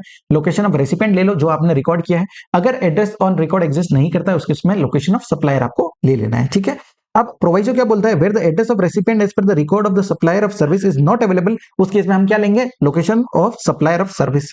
क्लियर है। नेक्स्ट दूसरा प्रोवाइजो क्या बोलता है? अगर प्री पेमेंट सर्विसेज आप अवेल कर रहे हो और the recharge is made through an internet banking or other electronic mode, मतलब आपने जीपे कर दिया, फोन पे के थ्रू आप जो है ऑनलाइन यहाँ पर इलेक्ट्रॉनिक मोड में जो है आप पेमेंट कर रहे हो और फिर आप सर्विसेज ले रहे हो, उस केस में location of the recipient of service on the record of supplier, ठीक है, जो रेसिपिएंट का लोकेशन होगा on the record of supplier of service shall be the place of supply of such services. Clear है। अब देखो ये जो सेक्शन है थोड़ा बड़ा है, फिर से एक बार समराइज करते हैं क्या हमने पढ़ा है। सेक्शन 12 सबसेक्शन 11 बात करता है टेलीकम्युनिकेशन सर्विसेज, इसमें क्लोज ए बात करता है अगर फिक्स टेलीकम्युनिकेशन लाइंस है या लीज्ड सर्किट्स है या फिर जो आपका डिश एंटीना केबल एंटीना जो है उस केस में जहां ये इंस्टॉल किए गए वही प्लेस ऑफ सप्लाई बन जाएगा। दूसरा केस बोलता है अगर मोबाइल कनेक्शन के थ्रू कोई टेलीकम्युनिकेशन सर्विस दे रहे हो या इंटरनेट सर्विस दे रहे हो जहां पर पेमेंट जो है वो पोस्ट पेड बेसिस पे, अगर पोस्ट पेड बेसिस पे है तो उस केस में आपके पास बिलिंग एड्रेस होगा, तो billing address of such recipient will be the place of supply. Third, अगर आप मोबाइल कनेक्शन के थ्रू सर्विसेज दे रहे हो इंटरनेट का या दूसरा जो direct D2H television services provide कर रहे हो और पेमेंट जो है वो प्रीपेड बेसिस पे किया है, प्रीपेड बेसिस के केस में आपको देखना है कि जो सर्विसेज दी जा रही है वो किसी सेलिंग एजेंट या डिस्ट्रीब्यूटर के द्वारा अगर दी जा रही है तो location of such selling agent will be the place of supply, और अगर किसी अनदर पर्सन के द्वारा दी जा रही है टू द फाइनल सब्सक्राइबर, उस केस में location where such prepayment is received is the place of supply. और इन एनी अदर केस आपको क्या देखना है? लोकेशन ऑफ रेसिपिएंट अगर एग्जिस्ट करता है तो वो प्लेस ऑफ सप्लाई हो जाएगा, और लोकेशन ऑफ रेसिपिएंट अवेलेबल नहीं है उस केस में location of supplier will be the place of supply. Clear है। अब आ जाता है नेक्स्ट एक्सप्लेनेशन में। एक्सप्लेनेशन बोलता है where the leased circuits is installed in more than one state और यूनियन टेरिटरी, मतलब एक से ज्यादा स्टेट में अगर लीज सर्किट्स लगाए हुए हैं तो उस केस में आपको ध्यान रखना है। और नेक्स्ट क्या बोला है? कंसोलिडेटेड अमाउंट अगर चार्ज किया है उस केस में वैल्यू ऑफ सर्विस को प्रोपोर्शनेट करेंगे। प्रोपोर्शनेट कैसे करेंगे सर? जो भी कॉन्ट्रैक्ट या एग्रीमेंट बोलता है उसके हिसाब से हमारे को प्रोपोर्शनेट करना पड़ेगा। अगर कोई भी कॉन्ट्रैक्ट या एग्रीमेंट एग्जिस्ट नहीं करता है उस केस में कैसे डिटरमाइन करेंगे? तो रूल 6 बोलता है कि determined in proportion to the number of points lying in each such state और यूनियन टेरिटरी। जितना देखो सर्किट्स लगाए हैं तो कितने स्टेट में जो है कितने नंबर ऑफ पॉइंट्स लाई करते हैं, ठीक है, तो वो आपको देखना। नंबर ऑफ पॉइंट्स कैसे पता चलता है? तो एक स्टार्टिंग पॉइंट और एंडिंग पॉइंट, ये 2 पॉइंट्स कहलाएंगे, ठीक है। और कोई इंटरमीडिएट कोई पॉइंट है और उसका भी अगर बेनिफिट ले रहा है वो स्टेट तो वो भी यहाँ पर पॉइंट में की कैलकुलेशन में काउंट होगा। तो जितने नंबर ऑफ पॉइंट्स लाई करते हैं हर एक स्टेट में उस हिसाब से आपको प्रोपोर्शनेट करना है वैल्यू ऑफ सर्विस को और फिर प्लेस ऑफ सप्लाई डिटरमाइन करना पड़ेगा। क्लियर है। नेक्स्ट आ जाते हैं सेक्शन 12 सबसेक्शन 12। भैया 12 बज गई, किसकी 12 बज गई? Financial and stock broking services की। ठीक है, स्टॉक मार्केट की 12 बजी है, उस हिसाब से आप याद रखो। तो financial and stock broking services के केस में प्लेस ऑफ सप्लाई क्या होगा? Location of the recipient of service on the record of the supplier of service. ठीक है, तो नॉर्मली क्या होगा? Location of recipient on the record of supplier will be the place of supply. लेकिन अगर location of recipient available नहीं है, उस केस में लोकेशन ऑफ सप्लायर की तरफ हम जाते हैं। ठीक है, so location of supplier will be the place of supply. Next आ जाते हैं, अब 12 बज गई तो क्या करेंगे? हम इंश्योरेंस लेंगे, अपने आप को कवर करेंगे। तो सेक्शन 12 सबसेक्शन 13 ये बोलता है इंश्योरेंस सर्विसेज। अब इंश्योरेंस सर्विसेज के केस में आपको देखना है, अगर सर्विसेज किसी रजिस्टर्ड पर्सन को दे रहे हो, किसको दे रहे हो? अगर रजिस्टर्ड पर्सन को दे रहे हो तो location of recipient will be the place of supply. अगर अनरजिस्टर्ड पर्सन को दे रहे हो तो location of the recipient of service on the record of supplier of service. ठीक है, दोनों ही केस में रेसिपिएंट ही बोला है, ध्यान रखना।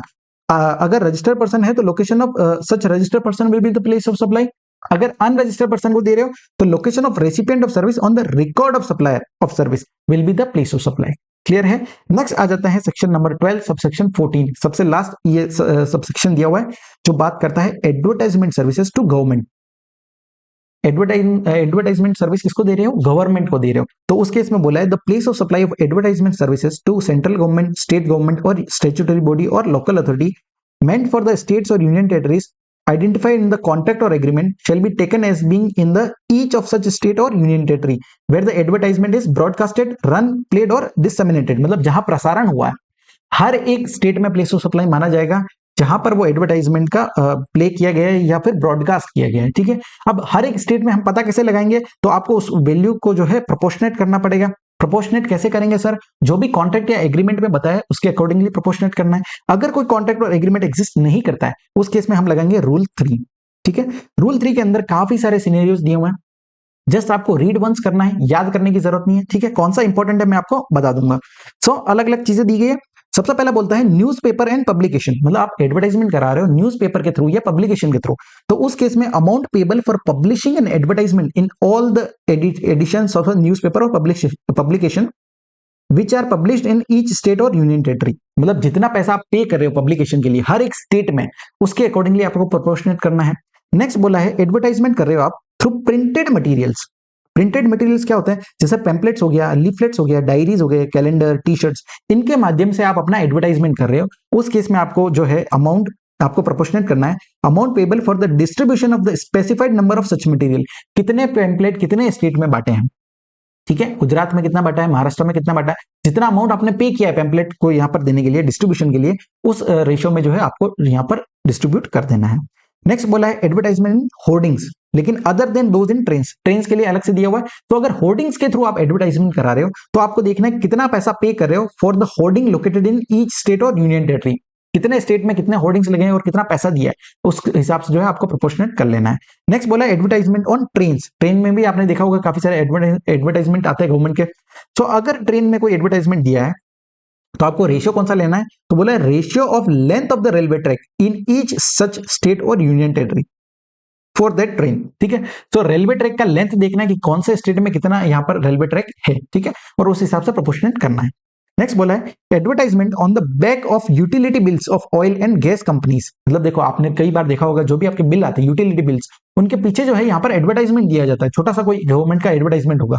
तो उस केस में जो है आपको प्रोपोर्शनेट कैसे करना है? तो बिलिंग एड्रेस होगा आपके पास। ठीक है, billing address in each such state और यूनियन टेरिटरी, बिल जो है आपको बता देगा कितने स्टेट में कितने कस्टमर्स है, उस हिसाब से जो है आपको प्रोपोर्शनेट कर लेना है। Next advertisement on railway tickets, पहले हमने देखा था ट्रेन्स में एडवर्टाइजमेंट कर रहे हैं, ट्रेन्स पे, अब ये क्या बात कर रहा है? रेलवे टिकट्स पे एडवर्टाइजमेंट कर रहे हो, टिकट जो दिया जाता है। तो उस केस में देखना है आपको amount attributable to each state और union territory calculated in the ratio of number of railway station in each such state और यूनियन टेरिटरी, कौन से स्टेट में कितने रेलवे स्टेशन यहाँ पर आते हैं। ठीक है, उस हिसाब से आपको प्रोपोर्शनेट करना है।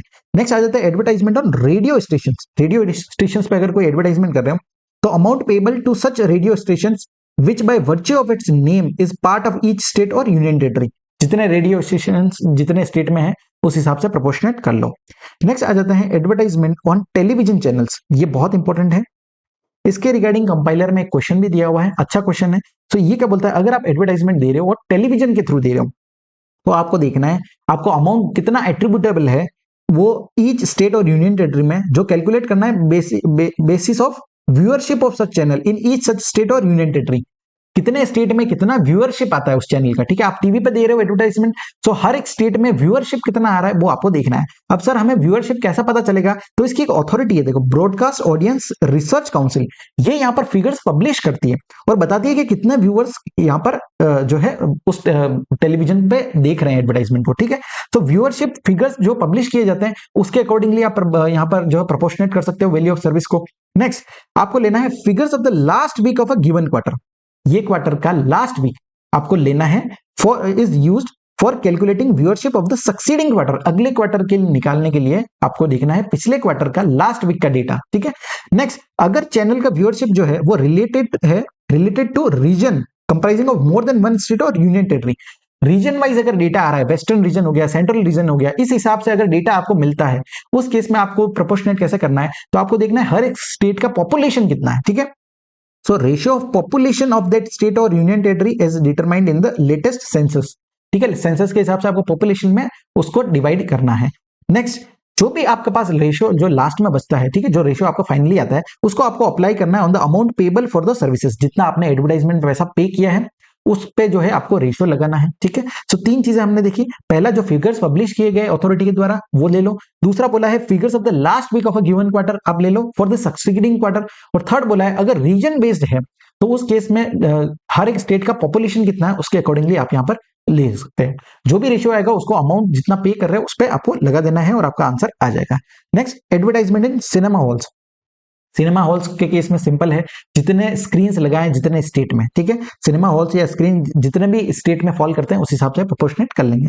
नेक्स्ट बोला एडवर्टाइजमेंट ऑन इंटरनेट, अब देखो जब भी एडवर्टाइजमेंट इंटरनेट पे किया जाता है तो डीम्ड माना जाता है कि वो ऑल ओवर इंडिया आप कर रहे हो, ठीक है, इंटरनेट तो सब व्यक्ति एक्सेस कर सकते हैं, उस केस में आपको जो है प्रोपोर्शनेट करना है amount attributable to each state और union territory calculated basis the internet subscribers in each such state और union territory which shall be derived in the following manner। अब देखो कितने इंटरनेट सब्सक्राइबर्स कौन से स्टेट में है उस हिसाब से आपको प्रोपोर्शनेट करना है। अब इंटरनेट सब्सक्राइबर्स का पता कैसे चलता है, तो उसके लिए एक अथॉरिटी बनाई जिसका नाम है telecom regulatory authority of India, TRAI, ठीक है। तो ये यहाँ पर फिगर्स पब्लिश करती है और बताती है कि कौन से स्टेट में कितने इंटरनेट सब्सक्राइबर्स हैं, तो वो जो फिगर्स पब्लिश किए हैं उस हिसाब से आप प्रोपोर्शनेट कर लो। नेक्स्ट बोला है figures of the last quarter of a given financial year, ये जो है ईयरली रहता है, तो आपको कौन सा लेना है, लास्ट क्वार्टर का फिगर लेना है for of a given financial year to be used for calculating the number of internet subscriber for the succeeding financial year, अगले साल के लिए जो यूज करना है तो आपको प्रीवियस ईयर का लास्ट क्वार्टर का डेटा आपको लेना है। थर्ड बोला है अगर जो इंटरनेट सब्सक्राइबर्स है वो बेस्ड ऑन रीजन है तो उस केस में आपको जो है पॉपुलेशन लिखना है कि ratio of population in each state और यूनियन टेरिटरी आपको देखना है as per the latest census, और जो भी रेशियो आपके पास आता है उसको आप अप्लाई कर दोगे to the amount payable for the services, जितना आपने पैसा पे किया है तो आपको जो है आपको पता चल जाएगा कितने अमाउंट के लिए कौन सा प्लेस ऑफ सप्लाई है।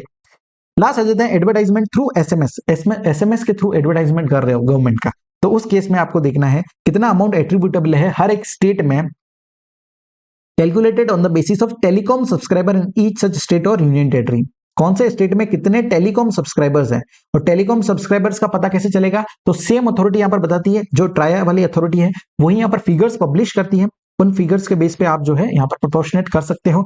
Next figure for a given quarter आपको लेना है will be used for calculating the subscriber of the succeeding quarter, given quarter का फिगर्स लोगे फॉर सक्सीडिंग क्वार्टर, और अगर जो डिटेल्स दिया है वो बेस्ड ऑन रीजन है तो उस केस में रेशियो ऑफ द पॉपुलेशन आपको लेना है और उस हिसाब से जो है आप प्रोपोर्शनेट कर सकते हो, ठीक है।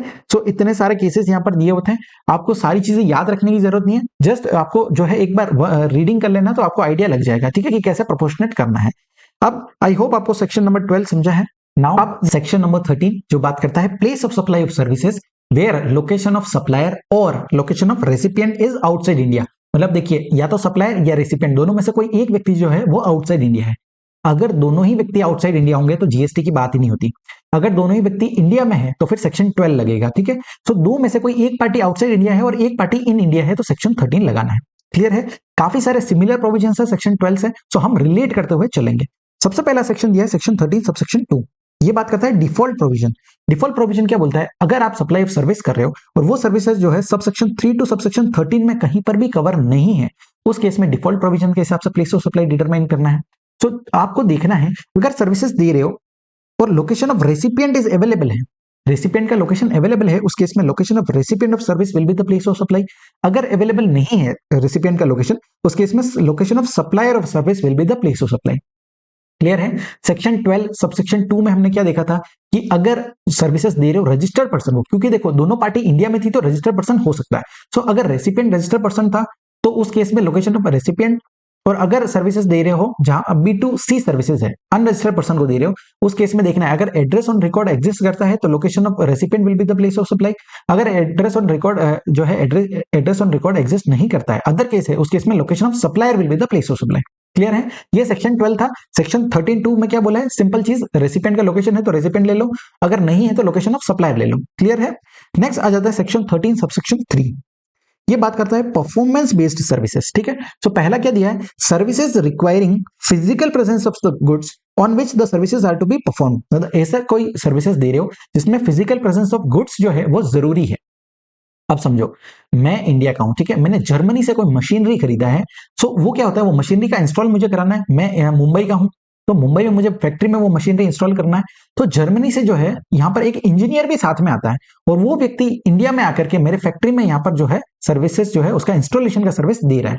उस केस में क्या है? Physical presence of goods is mandatory. तो उस केस में प्लेस ऑफ सप्लाई क्या होगा? Location where the services are actually perform, जहां पर वो सर्विसेज एक्चुअली परफॉर्म की गई। कहां परफॉर्म की है? मुंबई में, तो वही उसका प्लेस ऑफ सप्लाई हो जाएगा। क्लियर है?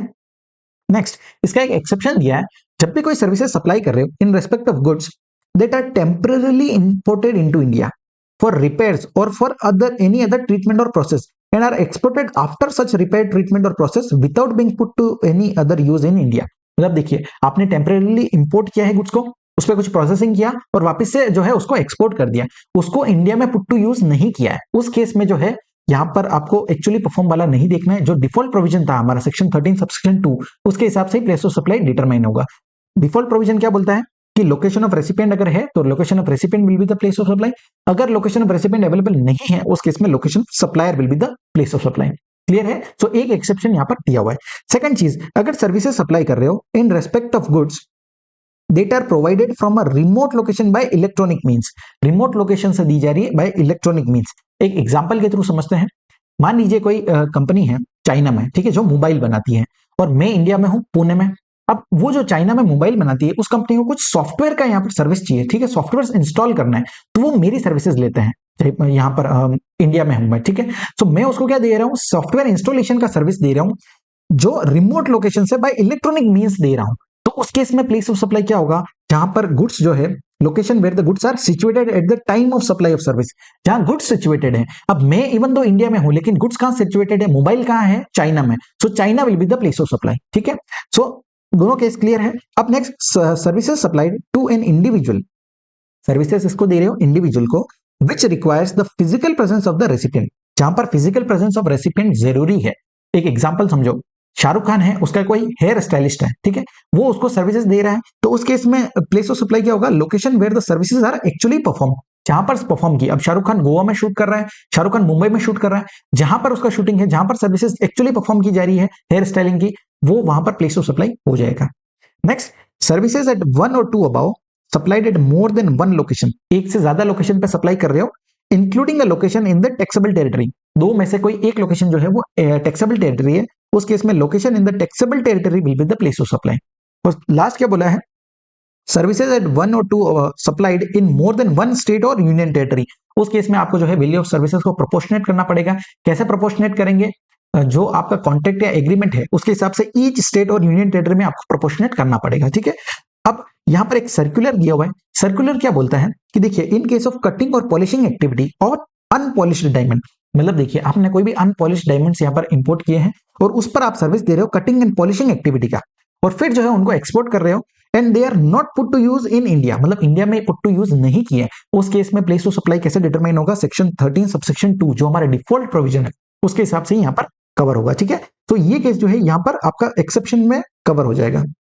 जो हमने एक्सेप्शन देखा, जहां पर टेम्परेली गुड्स इंपोर्ट किए जाते हैं, आप उसको प्रोसेसिंग करके वापस से आउटसाइड इंडिया भेज देते हो, ठीक है, और इंडिया में पुट टू यूज नहीं किया है, तो ये जो डिफॉल्ट प्रोविजन है हमारा सेक्शन 13 सबसेक्शन 2, उसके हिसाब से ही डिसाइड होगा प्लेस ऑफ सप्लाई। नेक्स्ट, अब हमने देखा कि ईच स्टेट और यूनियन टेरिटरी में हमें प्रोपोर्शनेट करना पड़ेगा। अगर मोर देन वन स्टेट या यूनियन टेरिटरी है तो कैसे प्रोपोर्शन करेंगे, तो यहाँ पर बोला रूल 7 के हिसाब से। अगर कॉन्ट्रैक्ट और एग्रीमेंट एग्जिस्ट नहीं कर रहा है तो आपको रूल 7 लगाना है, और रूल 7 के अंदर 3 केसेस दिए हुए हैं। पहला केस बात करता है services supplied on same goods.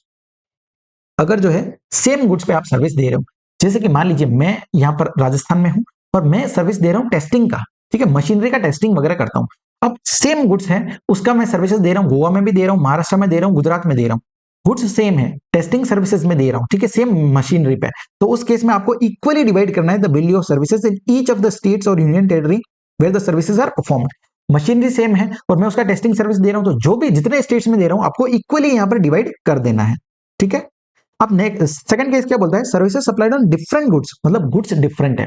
मान लीजिए मैं रिपेयर सर्विसिंग दे रहा हूं, मारुति की कारों को भी मैं रिपेयरिंग करता हूं और मर्सिडीज की कारों को भी रिपेयरिंग सर्विस देता हूं। इस केस में क्या हो रहा है, गुड्स डिफरेंट है, ठीक है। तो अगर मैं इक्वली डिवाइड कर दूंगा तो बहुत गलत हो जाएगा, क्योंकि मारुति और मर्सिडीज में बहुत डिफरेंस है। सो अगर डिफरेंट गुड्स है तो उस केस में आपको रेशियो लेना है, ratio of the invoice value of the goods in each state और यूनियन टेरिटरी। मतलब उसका गुड्स का वैल्यू कितना है, मारुति का वैल्यू कितना है, मर्सिडीज का वैल्यू कितना है, उस गुड्स का वैल्यू के रेशियो में आपको यहां पर प्रोपोर्शनेट करना पड़ेगा, ठीक है। और नेक्स्ट बोला है सर्विसेज सप्लाई टू इंडिविजुअल। अगर इंडिविजुअल को कोई सर्विसेज दे रहे हो, जैसे मेकअप आर्टिस्ट है वो इंडिविजुअल को कोई सर्विस दे रहा है, उस केस में आपको जो है अप्लाई करना है जनरली एक्सेप्टेड अकाउंटिंग प्रिंसिपल, और उसके हिसाब से आपको प्रोपोर्शनेट करना पड़ेगा। क्लियर है, समझा सेक्शन 13 सबसेक्शन 3 क्या क्या सिनेरियोस देखें। पहला, अगर physical presence of goods necessary है तो जहां पर एक्चुअली परफॉर्म किया, उसका एक्सेप्शन क्या था, गुड्स अगर टेम्परेली इंपोर्ट कर रहे हो और प्रोसेसिंग करके वापस एक्सपोर्ट कर रहे हो, इंडिया में यूज नहीं कर रहे हो, तो फिर लोकेशन ऑफ रेसिपिएंट लेना है। रेसिपिएंट का लोकेशन अवेलेबल नहीं है, उस केस में लोकेशन ऑफ सप्लायर। उसके बाद हमने देखा अगर कोई भी सर्विसेज दे रहे हो in respect of goods provided from a remote location by electronic means, तो जहां पर एक्चुअली गुड्स सिचुएटेड है, ठीक है, गुड्स जहां पर सिचुएटेड है वो प्लेस टू सप्लाई हो जाएगा, ठीक है। हमने मोबाइल का यहां पर एग्जांपल लिया था। नेक्स्ट, अगर किसी फिजिकल प्रेजेंस ऑफ रेसिपिएंट अगर जरूरी है तो फिर जहां पर सर्विसेज एक्चुअली परफॉर्म किए वो प्लेस टू सप्लाई हो जाएगा। मोर देन वन टेरिटरी है तो लोकेशन इन टैक्सेबल टेरिटरी। अगर more than one state union territory है उस केस में ईच स्टेट में प्रोपोर्शनेट करेंगे। प्रोपोर्शन कैसे करेंगे, तो रूल 7 में 3 सिनेरियोस। अगर सेम गुड्स पे दे रहे हो तो इक्वली डिवाइड कर दो, अगर डिफरेंट गुड्स है तो इनवॉइस वैल्यू ले लो गुड्स का, और अगर जो है इंडिविजुअल को दिया जा रहा है तो उस केस में जनरली एक्सेप्टेड अकाउंटिंग प्रिंसिपल के हिसाब से प्रोपोर्शनेट कर दो। नेक्स्ट आ जाता है सेक्शन नंबर 13 सबसेक्शन 4। ये बात करता है services in relation to immovable property. हमने सेक्शन नंबर 12 सबसेक्शन 3 पढ़ा था इमूवेबल प्रॉपर्टी के रिगार्डिंग। उसमें क्या देखा था, अगर इमूवेबल प्रॉपर्टी का सर्विस है तो उस केस में प्लेस ऑफ सप्लाई कहां डिसाइड होगा, जो लोकेशन है इमूवेबल प्रॉपर्टी का या फिर जहां इंटेंडेड टू बी लोकेटेड है वो प्लेस ऑफ सप्लाई होगा, ठीक है। पढ़ते हैं सेक्शन 13 सबसेक्शन 4। ये क्या बोलता है, services supplied directly in relation to immovable property. कौन कौन सी सर्विसेज, सर्विसेज ऑफ एक्सपर्ट और स्टेट एजेंट हो गया, अकोमोडेशन का सर्विस हो गया, hotel, inn, guest house, club, camp sites में। Grant of right to use immovable property, आप राइट टू यूज दे रहे हो किसी को, भाई कोई भी फंक्शन करना है, बिजनेस मीटिंग करना है, इसलिए आप यूज करने के लिए दे रहे हो। दूसरा कंस्ट्रक्शन एंड रिलेटेड सर्विसेज हो गया, और लास्ट क्या बोला, सर्विसेज ऑफ आर्किटेक्ट्स और इंटीरियर डेकोरेशन का सर्विस है। उस केस में प्लेस ऑफ सप्लाई क्या होगा, location of the immovable property located or intended to be located, जहां इंटेंड है वो प्लेस ऑफ सप्लाई बन जाएगा। सेम प्रोविजन दिया सेक्शन 12 सबसेक्शन 3 में भी और सेक्शन 13 सबसेक्शन 4 में भी। Next, above services are supplied at more than one location है, उस केस में location in the taxable territory will be the place of supply. अगर मोर देन वन स्टेट और यूनियन टेरिटरी में है उस केस में आपको प्रोपोर्शनेट करना पड़ेगा, हर एक स्टेट में, ईच स्टेट और यूनियन टेरिटरी में प्रोपोर्शनेट करेंगे। कैसे करेंगे, जो भी कॉन्ट्रैक्ट या एग्रीमेंट है उसके हिसाब से। अगर कॉन्ट्रैक्ट और एग्रीमेंट नहीं है तो यहां पर बोला है रूल 8 लगाओ, और रूल 8 बोलता है कि आप जो है रूल 4 में जो प्रोविजंस दिए हैं उस हिसाब से ही आपको प्रोपोर्शनेट करना है। रूल 4 हमने पढ़ा था सेक्शन 12 सबसेक्शन 3 में। वो रूल में क्या देखा था, 3 सिनेरियोस थे। अगर जो है आप अकोमोडेशन, लॉजिंग अकोमोडेशन का सर्विस है तो उस केस में आपको देखना है नंबर ऑफ नाइट स्टेड, ठीक है। दूसरा, अगर हाउस बोट या वेसल का सर्विस है इमूवेबल प्रॉपर्टी, उस केस में कितना टाइम स्पेंड किया है ईच स्टेट में, उस हिसाब से प्रोपोर्शनेट करना है। और थर्ड, ऑल अदर कोई सर्विसेज है या कोई एंसिलरी सर्विसेज है, उस केस में area of the immovable property lying in each such state और यूनियन टेरिटरी, उसके हिसाब से प्रोपोर्शनेट करना है, ठीक है। तो यही हमने रूल 4 में पढ़ा था, तो सेम दिया हुआ है। नेक्स्ट आ जाता है सेक्शन नंबर 13 सबसेक्शन 5। ये बात करता है services by way of admission to और ऑर्गेनाइजेशन ऑफ एन इवेंट और सेलिब्रेशन। अब देखो सेक्शन 12 सबसेक्शन 5 बात करता है एडमिशन टू एन इवेंट की, ठीक है। सेक्शन 12 सबसेक्शन 5 वहां पर क्या था, जहां पर इवेंट एक्चुअली हेल्ड हुआ है वही प्लेस ऑफ सप्लाई होगा। सेक्शन 12 सबसेक्शन 6 में हमने देखा था ऑर्गेनाइजेशन ऑफ एन इवेंट, ठीक है। सॉरी सेक्शन 12 सबसेक्शन 7 में देखा था ऑर्गेनाइजेशन ऑफ इवेंट। उस केस में आपको देखना है अगर रजिस्टर्ड पर्सन को दे रहे हो तो location of recipient will be the place of supply, अगर अनरजिस्टर्ड पर्सन को दे रहे हो तो जहां इवेंट एक्चुअली हेल्ड हुआ है वो प्लेस ऑफ सप्लाई बन जाएगा। लेकिन दोनों पार्टीज इंडिया में है और इवेंट जो है आउटसाइड इंडिया हुआ है तो उस केस में location of recipient will be the place of supply. ये हमने सेक्शन 12 में पढ़ा है। अब आ जाता है सेक्शन नंबर 13 सबसेक्शन 5। यहां पर दोनों के लिए एक ही सेक्शन दिया है, एडमिशन वाला भी और ऑर्गेनाइजेशन वाला भी, ठीक है। तो services supplied by way of admission to और organisation of the following, cultural हो गया, आर्टिस्टिक हो गया, स्पोर्टिंग, साइंटिफिक, एजुकेशनल और एंटरटेनमेंट इवेंट्स हो गए, या फिर कोई सेलिब्रेशन, कॉन्फ्रेंस, फेयर, एग्जीबिशन है, या फिर कोई सिमिलर इवेंट्स है। नेक्स्ट कोई एंसिलरी सर्विसेज है टू सच एडमिशन और ऑर्गेनाइजेशन ऑफ इवेंट। इस केस में प्लेस ऑफ सप्लाई क्या होगा, place where the event is actually held, जहां पर इवेंट एक्चुअली हेल्ड हुआ है, ठीक है। हमने सेक्शन 12 सबसेक्शन 6 में तो जहां इवेंट हुआ है वही प्लेस ऑफ सप्लाई है, लेकिन सेक्शन 12 सबसेक्शन 7 के अंदर ऑर्गेनाइजेशन ऑफ एन इवेंट के अंदर हमने देखा था कि रजिस्टर्ड पर्सन का अलग होगा और अनरजिस्टर्ड पर्सन के लिए प्लेस ऑफ सप्लाई अलग होगा, ठीक है। यहां पर कोई भी बाइफर्केशन नहीं है, जहां इवेंट हुआ है वही प्लेस ऑफ सप्लाई बन जाएगा। हम जो है पूरा लिंक करके चल रहे हैं सेक्शन 12 को ताकि आपको कंप्लीट यहां पर जो है अंडरस्टैंडिंग हो जाए। नेक्स्ट, अगर जो सर्विसेज है वो मोर देन वन लोकेशन में है तो उस केस में location in the taxable territory ही में प्लेस ऑफ सप्लाई रहेगा। अगर मोर देन वन स्टेट और यूनियन टेरिटरी है तो उस केस में ईच ऑफ द स्टेट और यूनियन टेरिटरी में आपको प्रोपोर्शनेट करना पड़ेगा। कैसे करेंगे, कॉन्ट्रैक्ट और एग्रीमेंट के हिसाब से। अगर कॉन्ट्रैक्ट और एग्रीमेंट नहीं है उस केस में बोला है रूल 9 लगाओ। रूल 9 बोलता है कि आप रूल 5 के हिसाब से यहां पर प्रोपोर्शनेट कर दो। रूल 5 हमने पढ़ा था सेक्शन 12 सबसेक्शन 7 के अंदर ऑर्गेनाइजिंग ऑफ एन इवेंट के अंदर, ठीक है। वहां पर देखा था कि रूल 5 बोलता है जनरली एक्सेप्टेड अकाउंटिंग प्रिंसिपल को अप्लाई करना है और प्रोपोर्शनेट करना है, तो यहां पर भी वही चीज लगाना है। नेक्स्ट आ जाता है सेक्शन नंबर 13 सबसेक्शन 8। ये बात करता है banking and financial services, intermediary services and hiring of means of transport. तीन सर्विसेज यहां पर बोला है, ठीक है। सेक्शन 13 सबसेक्शन 8 क्या बोला है, इन तीन सर्विसेज के केस में location of the supplier of service will be the place of supply. जो सप्लायर का लोकेशन है वही प्लेस ऑफ सप्लाई होगा। कौन कौन सी सर्विसेज है, services supplied by banking company और अ फाइनेंशियल इंस्टीट्यूशन और an NBFC to account holder, अपने अकाउंट होल्डर को कोई सर्विस दे रहा है। दूसरा कोई इंटरमीडिएरी सर्विसेज है। और थर्ड क्या बोला है, services consisting of hiring of means of transport, means of transport को हायरिंग पे दे रहे हो up to a period of 1 month, ठीक है। बट मींस ऑफ ट्रांसपोर्ट जो है इंक्लूड करता है याच को, बट एक्सक्लूड करता है एयरक्राफ्ट एंड वेसल। एयरक्राफ्ट और वेसल इसमें इंक्लूडेड नहीं है, ठीक है। तो आप कोई भी मींस ऑफ ट्रांसपोर्ट को हायरिंग पे दे रहे हो up to a period of 1 month, तो उस केस में location of supplier will be the place of supply. Clear है, सेक्शन 13 सबसेक्शन 8। नेक्स्ट आ जाता है सेक्शन 13 सबसेक्शन 10। ये बात करता है पैसेंजर ट्रांसपोर्टेशन सर्विसेज।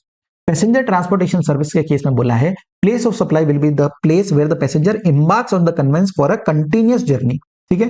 एम्बार्क्स का मतलब क्या होता है, जहां से वो अपना जर्नी स्टार्ट करता है, ठीक है। अब ये दिया है सेक्शन 13 सबसेक्शन 10 में। हमने सेक्शन 12 सबसेक्शन 9 के अंदर पढ़ा था पैसेंजर ट्रांसपोर्टेशन सर्विस। उसमें हमारे को जो है दो सिनेरियोस दिए थे। अगर सर्विसेज रजिस्टर्ड पर्सन को दे रहे हो तो location of recipient will be the place of supply. अगर अनरजिस्टर्ड पर्सन को दे रहे हो उस केस में place where the passenger embarks on the conveyance for a continuous journey place of supply हो जाएगा। वहां पर बाइफर्केशन था रजिस्टर्ड पर्सन अनरजिस्टर्ड पर्सन, यहां पर कोई बाइफर्केशन नहीं है, ठीक है। और सेक्शन कौन सा है, वहां पर था 12 सबसेक्शन 9, यहां पर है 13 सबसेक्शन 10। जहां से अपना जर्नी स्टार्ट करते हो वो प्लेस ऑफ सप्लाई हो जाएगा। नेक्स्ट सेक्शन 13 सबसेक्शन 11 ये बात करता है services provided on board a conveyance. On board of a conveyance कोई सर्विसेज दी जा रही है, उस केस में first schedule point of departure, जहां से जर्नी स्टार्ट हुआ है, first schedule point of departure will be the place of supply, ठीक है। Same provision section 10 section 12 subsection 10 के अंदर दिया था, ठीक है। पैसेंजर जहां पर सर्विसेज सप्लाई की जाती है on board a conveyance. Clear, ये प्रोविजन जो है सेम है। नेक्स्ट आ जाता है सेक्शन 13 सबसेक्शन 12। ये बात करता है OIDR सर्विसेज, ठीक है, online information and database access और रिट्राइवल सर्विसेज। इस केस में बोला है location of recipient will be the place of supply, ठीक है। रेसिपिएंट का लोकेशन प्लेस ऑफ सप्लाई होगा। सबसे पहले OIDR सर्विसेज होती क्या है, तो देखो डेफिनेशन दिया हुआ है, means services whose delivery is mediated by information technology over the internet or any electronic network and the nature of which renders their supply impossible to ensure in the absence of information technology। मतलब ऐसा कोई service है जिसको देने के लिए आपको जो है इंटरनेट या इलेक्ट्रॉनिक नेटवर्क की जरूरत पड़ती है, ठीक है। बिना इंटरनेट के, बिना इलेक्ट्रॉनिक नेटवर्क के आप वो सर्विसेज नहीं दे सकते। कौन कौन सी सर्विस है यहाँ पर बोला है, includes the electronic services such as advertising on the internet हो गया, providing cloud services, providing e books हो गया, movies, music, software, other intangibles हो गया, आपका अमेजॉन प्राइम है, नेटफ्लिक्स का सर्विस हो गया, है ना, वो सारी चीजें यहाँ पर कवर होती है। providing data or information retrieval or otherwise to any person in the electronic form through a computer network. Online supplies of digital content हो गया, मूवीज, टेलीविजन शोज, म्यूजिक, ये सारी चीजें हो गई। फिर डिजिटल डेटा स्टोरेज और ऑनलाइन गेमिंग, कोई ऑनलाइन गेम अगर आप खेल रहे हो, है ना, तो ये सारी ओआईडीएस सर्विसेज में आता है। इस केस में प्लेस ऑफ सप्लाई क्या होगा, लोकेशन ऑफ रेसिपिएंट। ठीक है, अब लोकेशन ऑफ रेसिपिएंट हमें पता कैसे चलेगा, क्योंकि वो तो ऑनलाइन है। तो इस केस में बोला है कि 7 कंडीशंस दी है, अगर उन 7 कंडीशन में से कोई भी 2 कंडीशन अगर फुलफिल होती है तो ऐसा मान लिया जाएगा कि रेसिपिएंट जो है वो इंडिया में है और उसका लोकेशन ही ले लिया जाएगा प्लेस ऑफ सप्लाई। ठीक है, तो कौन सी कंडीशंस दी है, पहला बोला है अगर रेसिपिएंट जो है gives an Indian address to the internet, अगर इंडियन एड्रेस दे रहा है। दूसरा, payment is settled by an Indian credit card और डेबिट कार्ड और any other card. Third, recipient has the Indian billing address है। फिर कंप्यूटर और other devices used by the recipient has an Indian IP address, Indian IP address अगर use कर रहा है। Next, recipient uses an Indian bank account for payment. फिर the country code जो subscriber ने यूज किया है वो इंडिया का है। और लास्ट क्या बोला, recipient receive the services through an Indian fixed landline. तो इन केसेस में अगर कोई 2 कंडीशन भी अगर फुलफिल हो जाती है, इन सारी कंडीशंस में से कोई 2 कंडीशंस भी अगर इंडिया में फॉल कर जाती है तो बंदा मान लिया जाएगा कि वो इंडिया में है और फिर location of recipient will be the place of supply. Clear है, section 13 subsection 12 OIDR services, location of recipient will be the place of supply. Next आ जाते हैं सेक्शन 13 सबसेक्शन 13, ये बात करता है कुछ नोटिफाइड सर्विसेज का। ठीक है, सो यहां पर क्या बोला है, in order to prevent double taxation और non taxation of supplies of any services, Section 13 subsection 13 empowers the government to notify any services for which the place of supply shall be the place of effective use and enjoyment of service। जहां पर उसका effective use होगा वहां पर place of supply माना जाएगा। तो 3 यहां पर जो है नोटिफाइड सर्विसेज है। पहला बोला है specified research and development services related to pharmaceutical sector है। कौन सी है, related to research and development services है रिलेटेड टू फार्मास्यूटिकल सेक्टर, जहां पर जो सप्लायर है वो इंडिया का है, टैक्सेबल टेरिटरी का, और जो रेसिपिएंट है recipient is located in non taxable territory, मतलब वो आउटसाइड इंडिया है। ठीक है, सप्लायर इंडिया का है, रेसिपिएंट आउटसाइड इंडिया है। सर्विसेज कौन सी दे रहे हैं, रिसर्च एंड डेवलपमेंट की रिलेटेड टू फार्मास्यूटिकल सेक्टर। उस केस में क्या बोला है, place of supply will be the location of recipient of service. Recipient कहां है, आउटसाइड इंडिया, तो place of supply will be the location of recipient will be the place of supply. ठीक है, subject to the fulfilment of following conditions, 2 conditions यहां पर दी हुए हैं। पहला कंडीशन बात करता है जो सप्लायर ऑफ सर्विस है जो कि इंडिया में है और रेसिपिएंट ऑफ सर्विस जो कि आउटसाइड इंडिया है, वो दोनों के बीच में कॉन्ट्रैक्ट एग्जिस्ट करना चाहिए। और दूसरा बोला है कि एक्सपोर्ट ऑफ सर्विस की सारी कंडीशंस फुलफिल होनी चाहिए एक्सेप्ट प्लेस ऑफ सप्लाई वाली। ठीक है, एक्सपोर्ट ऑफ सर्विस की डेफिनेशन हमने क्या देखी थी, 5 कंडीशंस दिया था। पहला, जो सप्लायर है वो इन इंडिया है, रेसिपिएंट जो है वो आउटसाइड इंडिया है, place of supply outside India है, पेमेंट जो है वो रिसीव हो गया इन कन्वर्टेबल फॉरेन एक्सचेंज और in Indian rupees wherever permitted by RBI. और लास्ट कंडीशन था supplier of service and recipient of service are not merely the establishment of distinct person. So 5 में से बोला है कि आपको प्लेस ऑफ सप्लाई वाला कंडीशन छोड़ करके 4 कंडीशन जो है बाकी की एक्सपोर्ट ऑफ सर्विस की, वो सारी जो है फुलफिल होनी चाहिए। ठीक है, fulfil all other conditions in the definition of export of service. So 2 conditions कौन सी है, पहला जो है आपका कॉन्ट्रैक्ट होना चाहिए और दूसरा बोला है कि आप जो है एक्सपोर्ट ऑफ सर्विस का कंडीशंस फुलफिल होना चाहिए। दोनों कंडीशंस अगर फुलफिल होगी तो उस केस में जो है location of recipient will be the place of supply. Next आ जाते हैं B2B मेंटेनेंस, रिपेयर और ओवरहील सर्विसेज। ठीक है, कौन सी, एमआरओ सर्विसेज दे रहे हैं ऑफ एयरक्राफ्ट इंजन और कंपोनेंट या कोई पार्ट है, उस केस में location of recipient of services will be the place of supply.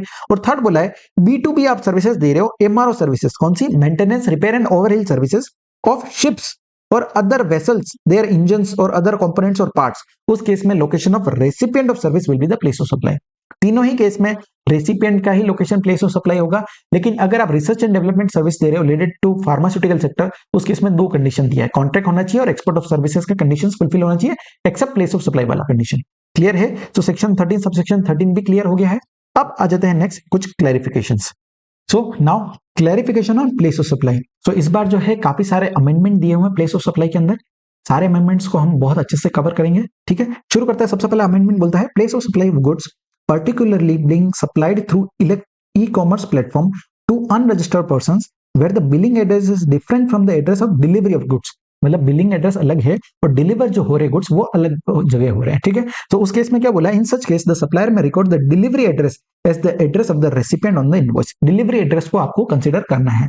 अब एक एग्जांपल से समझो, मैं जो हूँ राजस्थान का रहने वाला हूँ। ठीक है, मैं मान लीजिए मेरा जॉब मुंबई में है, मुंबई में बैठा बैठा मैं क्या करता हूँ, एक इलेक्ट्रॉनिक प्लेटफॉर्म जैसे कि मान लीजिए फ्लिपकार्ट से जो है मैंने एक फोन ऑर्डर किया है अपने पापा के लिए। सो मेरे पापा कहाँ हैं, राजस्थान में, मैं कहाँ हूँ, मुंबई में, ठीक है। सो मैं जो है इलेक्ट्रॉनिक प्लेटफॉर्म से कोई गुड्स बाय कर रहा हूँ और उसका जो डिलीवरी एड्रेस है वो अलग है और बिलिंग एड्रेस कहाँ है, मुंबई, ठीक है। मेरे को बिल इशू हो रहा है और डिलीवरी कहाँ हो रहा है, राजस्थान में। सो इस केस में बोला है आपको कौन सा यहाँ पर एड्रेस लेना है, तो बोला है डिलीवरी एड्रेस आपको यहाँ पर कंसिडर करना है, ठीक है। हमने एक सेक्शन पढ़ा था, सेक्शन 10(1)(c) ठीक है, जिसमें क्या हो रहा था, supply of goods to an unregistered person. उस केस में हम क्या करते हैं, जो ओवर द काउंटर गुड्स खरीदे जाते हैं तो हम देखते हैं जो रेसिपिएंट का एड्रेस है वो हमें प्लेस ऑफ सप्लाई हो जाएगा। अगर address of recipient is not available उस केस में जो है location of supplier will be the place of supply. Clear है। सो यहाँ पर जो है एड्रेस क्या होता है, सिर्फ स्टेट का नाम भी लिख दोगे तो एड्रेस फुल मान लिया जाता है, ठीक है। सो ये हमने 10(1)(c) के अंदर पढ़ा था। यहाँ पर अमेंडमेंट सिर्फ यही बोला है जब दो एड्रेस है, बिलिंग एड्रेस अलग है और जो डिलीवरी एड्रेस अलग है, तो आपको डिलीवरी एड्रेस यहाँ पर कंसिडर करना है। क्लियर है। नेक्स्ट आ जाता है place of supply in respect of various cargo handling services provided by port to client. देखो पोर्ट क्या करता है, अपने क्लाइंट्स को काफी सारे कार्गो हैंडलिंग सर्विसेज देता है, ठीक है। सम ऑफ सच सर्विसेज मैंने यहाँ पर कुछ एग्जांपल दिए हैं, जैसे arrival of wagons at port, ठीक है, जो वेगन्स जो बड़े बड़े कंटेनर्स होते हैं वो आते हैं। हॉलेज ऑफ वेगन्स हो गया inside port area up to the place of unloading, siding of wagons inside the port, unloading of wagons, है ना। सो जो कंटेनर को सारा जो काफी सारी सर्विसेज यहाँ पर दी जाती है। तो ये क्या है, क्लैरिफिकेशन क्या बोलता है, that such services are ancillary to or related to cargo handling services. ये क्या है, एंसिलरी सर्विसेज हैं। अब हमने जो है इमूवेबल प्रॉपर्टी के केस में देखा था कि अगर कोई हाउस बोट या वेसल में कुछ सर्विसेज दी जाती है तो वो भी इमूवेबल प्रॉपर्टी में कवर होती है, ठीक है। और जहां पर वो हाउस बोट या वेसल सिचुएटेड है वही उसका प्लेस ऑफ सप्लाई मान लिया जाएगा। तो ये क्लैरिफिकेशन क्या बोलता है कि ये सर्विसेज जो है एंसिलरी सर्विसेज है। तो अब जो है इसका प्लेस ऑफ सप्लाई डिटरमाइन होगा as per section number 12 subsection 2 और 13 सबसेक्शन 2, जो डिफॉल्ट प्रोविजन है उसके हिसाब से इसका जो है प्लेस ऑफ सप्लाई डिटरमाइन होगा, ठीक है। ये इमूवेबल प्रॉपर्टी के केस में नहीं कवर होगा। सो आपको ध्यान रखना है डिफॉल्ट प्रोविजन के हिसाब से इसको प्लेस ऑफ सप्लाई डिटरमाइन होगा। क्यों, क्योंकि ये एक तरह का एंसिलरी सर्विसेज है। क्लियर है। नेक्स्ट आ जाते हैं place of supply in case of software or design services related to electronic semiconductors and design manufacturing industry. अब देखो ईएसडीएम इंडस्ट्री क्या होता है, मान लीजिए कोई सॉफ्टवेयर कंपनी है, ठीक है, जो सॉफ्टवेयर वगैरह बनाती है। फॉरेन का कोई कंपनी है जो क्या करता है, अपने इलेक्ट्रॉनिक सेमीकंडक्टर्स को बेचता है। उन्होंने जो मुझे रिक्वायरमेंट बोला उस हिसाब से मैंने अपना सॉफ्टवेयर बना दिया। अब उन्होंने मुझे कुछ सेमीकंडक्टर्स भेजे हैं और बोला है कि आपने जो सॉफ्टवेयर बनाया है वो उस पर रन करके देखो, टेस्ट करके देखो कि क्या बराबर से जो फंक्शन करता है कि नहीं करता है। तो इसलिए जो है उन्होंने कुछ सेमीकंडक्टर्स इंडिया में भेजे हैं टेस्टिंग के लिए।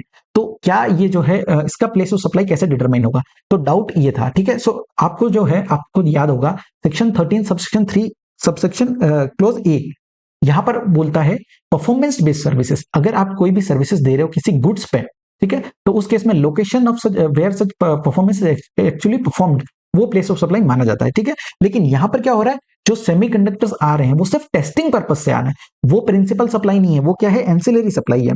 सो क्या बोला है, such testing is an ancillary supply और इसका जो प्लेस ऑफ सप्लाई है वो डिटरमाइन होगा एज पर सेक्शन 13 सबसेक्शन 2, जो डिफॉल्ट प्रोविजन है उसके हिसाब से प्लेस ऑफ सप्लाई डिटरमाइन होगा। 13(3)(a) यहां पर नहीं लगेगा, ठीक है, परफॉर्मेंस बेस्ड सर्विस नहीं लगेगा। क्यों, क्योंकि ये एक तरह की एंसिलरी सर्विसेज है। वो जो कंडक्टर्स आ रहे हैं वो सिर्फ और सिर्फ टेस्टिंग पर्पस से आ रहे हैं, प्रिंसिपल सप्लाई नहीं है। प्रिंसिपल सप्लाई क्या है, सॉफ्टवेयर बना करके देना। क्लियर है। नेक्स्ट आ जाता है clarification on doubt related to scope of intermediary. अब इंटरमीडियरी क्या होता है, तो यहां पर क्लेरिफिकेशन दिया हुआ है, intermediary means a broker, an agent or any other person by whatever name called who arranges or facilitates the supply of goods or service or both or securities between two or more persons but does not include a person who supplies such goods or services or both or securities on his own account। तो देखो intermediary क्या करता है, कभी खुद से कोई goods या सर्विसेज को सप्लाई नहीं करता है। उसका काम क्या है, सिर्फ अरेंज करना या फैसिलिटेट करना गुड्स और सर्विसेज के सप्लाई को, ठीक है। तो वो अरेंज करता है, दो पार्टियों को मिलवाता है और उसमें जो है ट्रांजेक्शन करता है। सो प्राइमरी रिक्वायरमेंट्स क्या क्या होनी चाहिए, तो देखो मिनिमम 3 पार्टीज होती है। पहला सप्लायर होता है जो गुड्स को सप्लाई करता है, दूसरा रेसिपिएंट होता है जो गुड्स को रिसीव करता है, और तीसरा इंटरमीडियरी होता है जो दोनों व्यक्ति को मिलवाता है। अब इसमें जो है 2 डिस्टिंक्ट सप्लाईज होती है।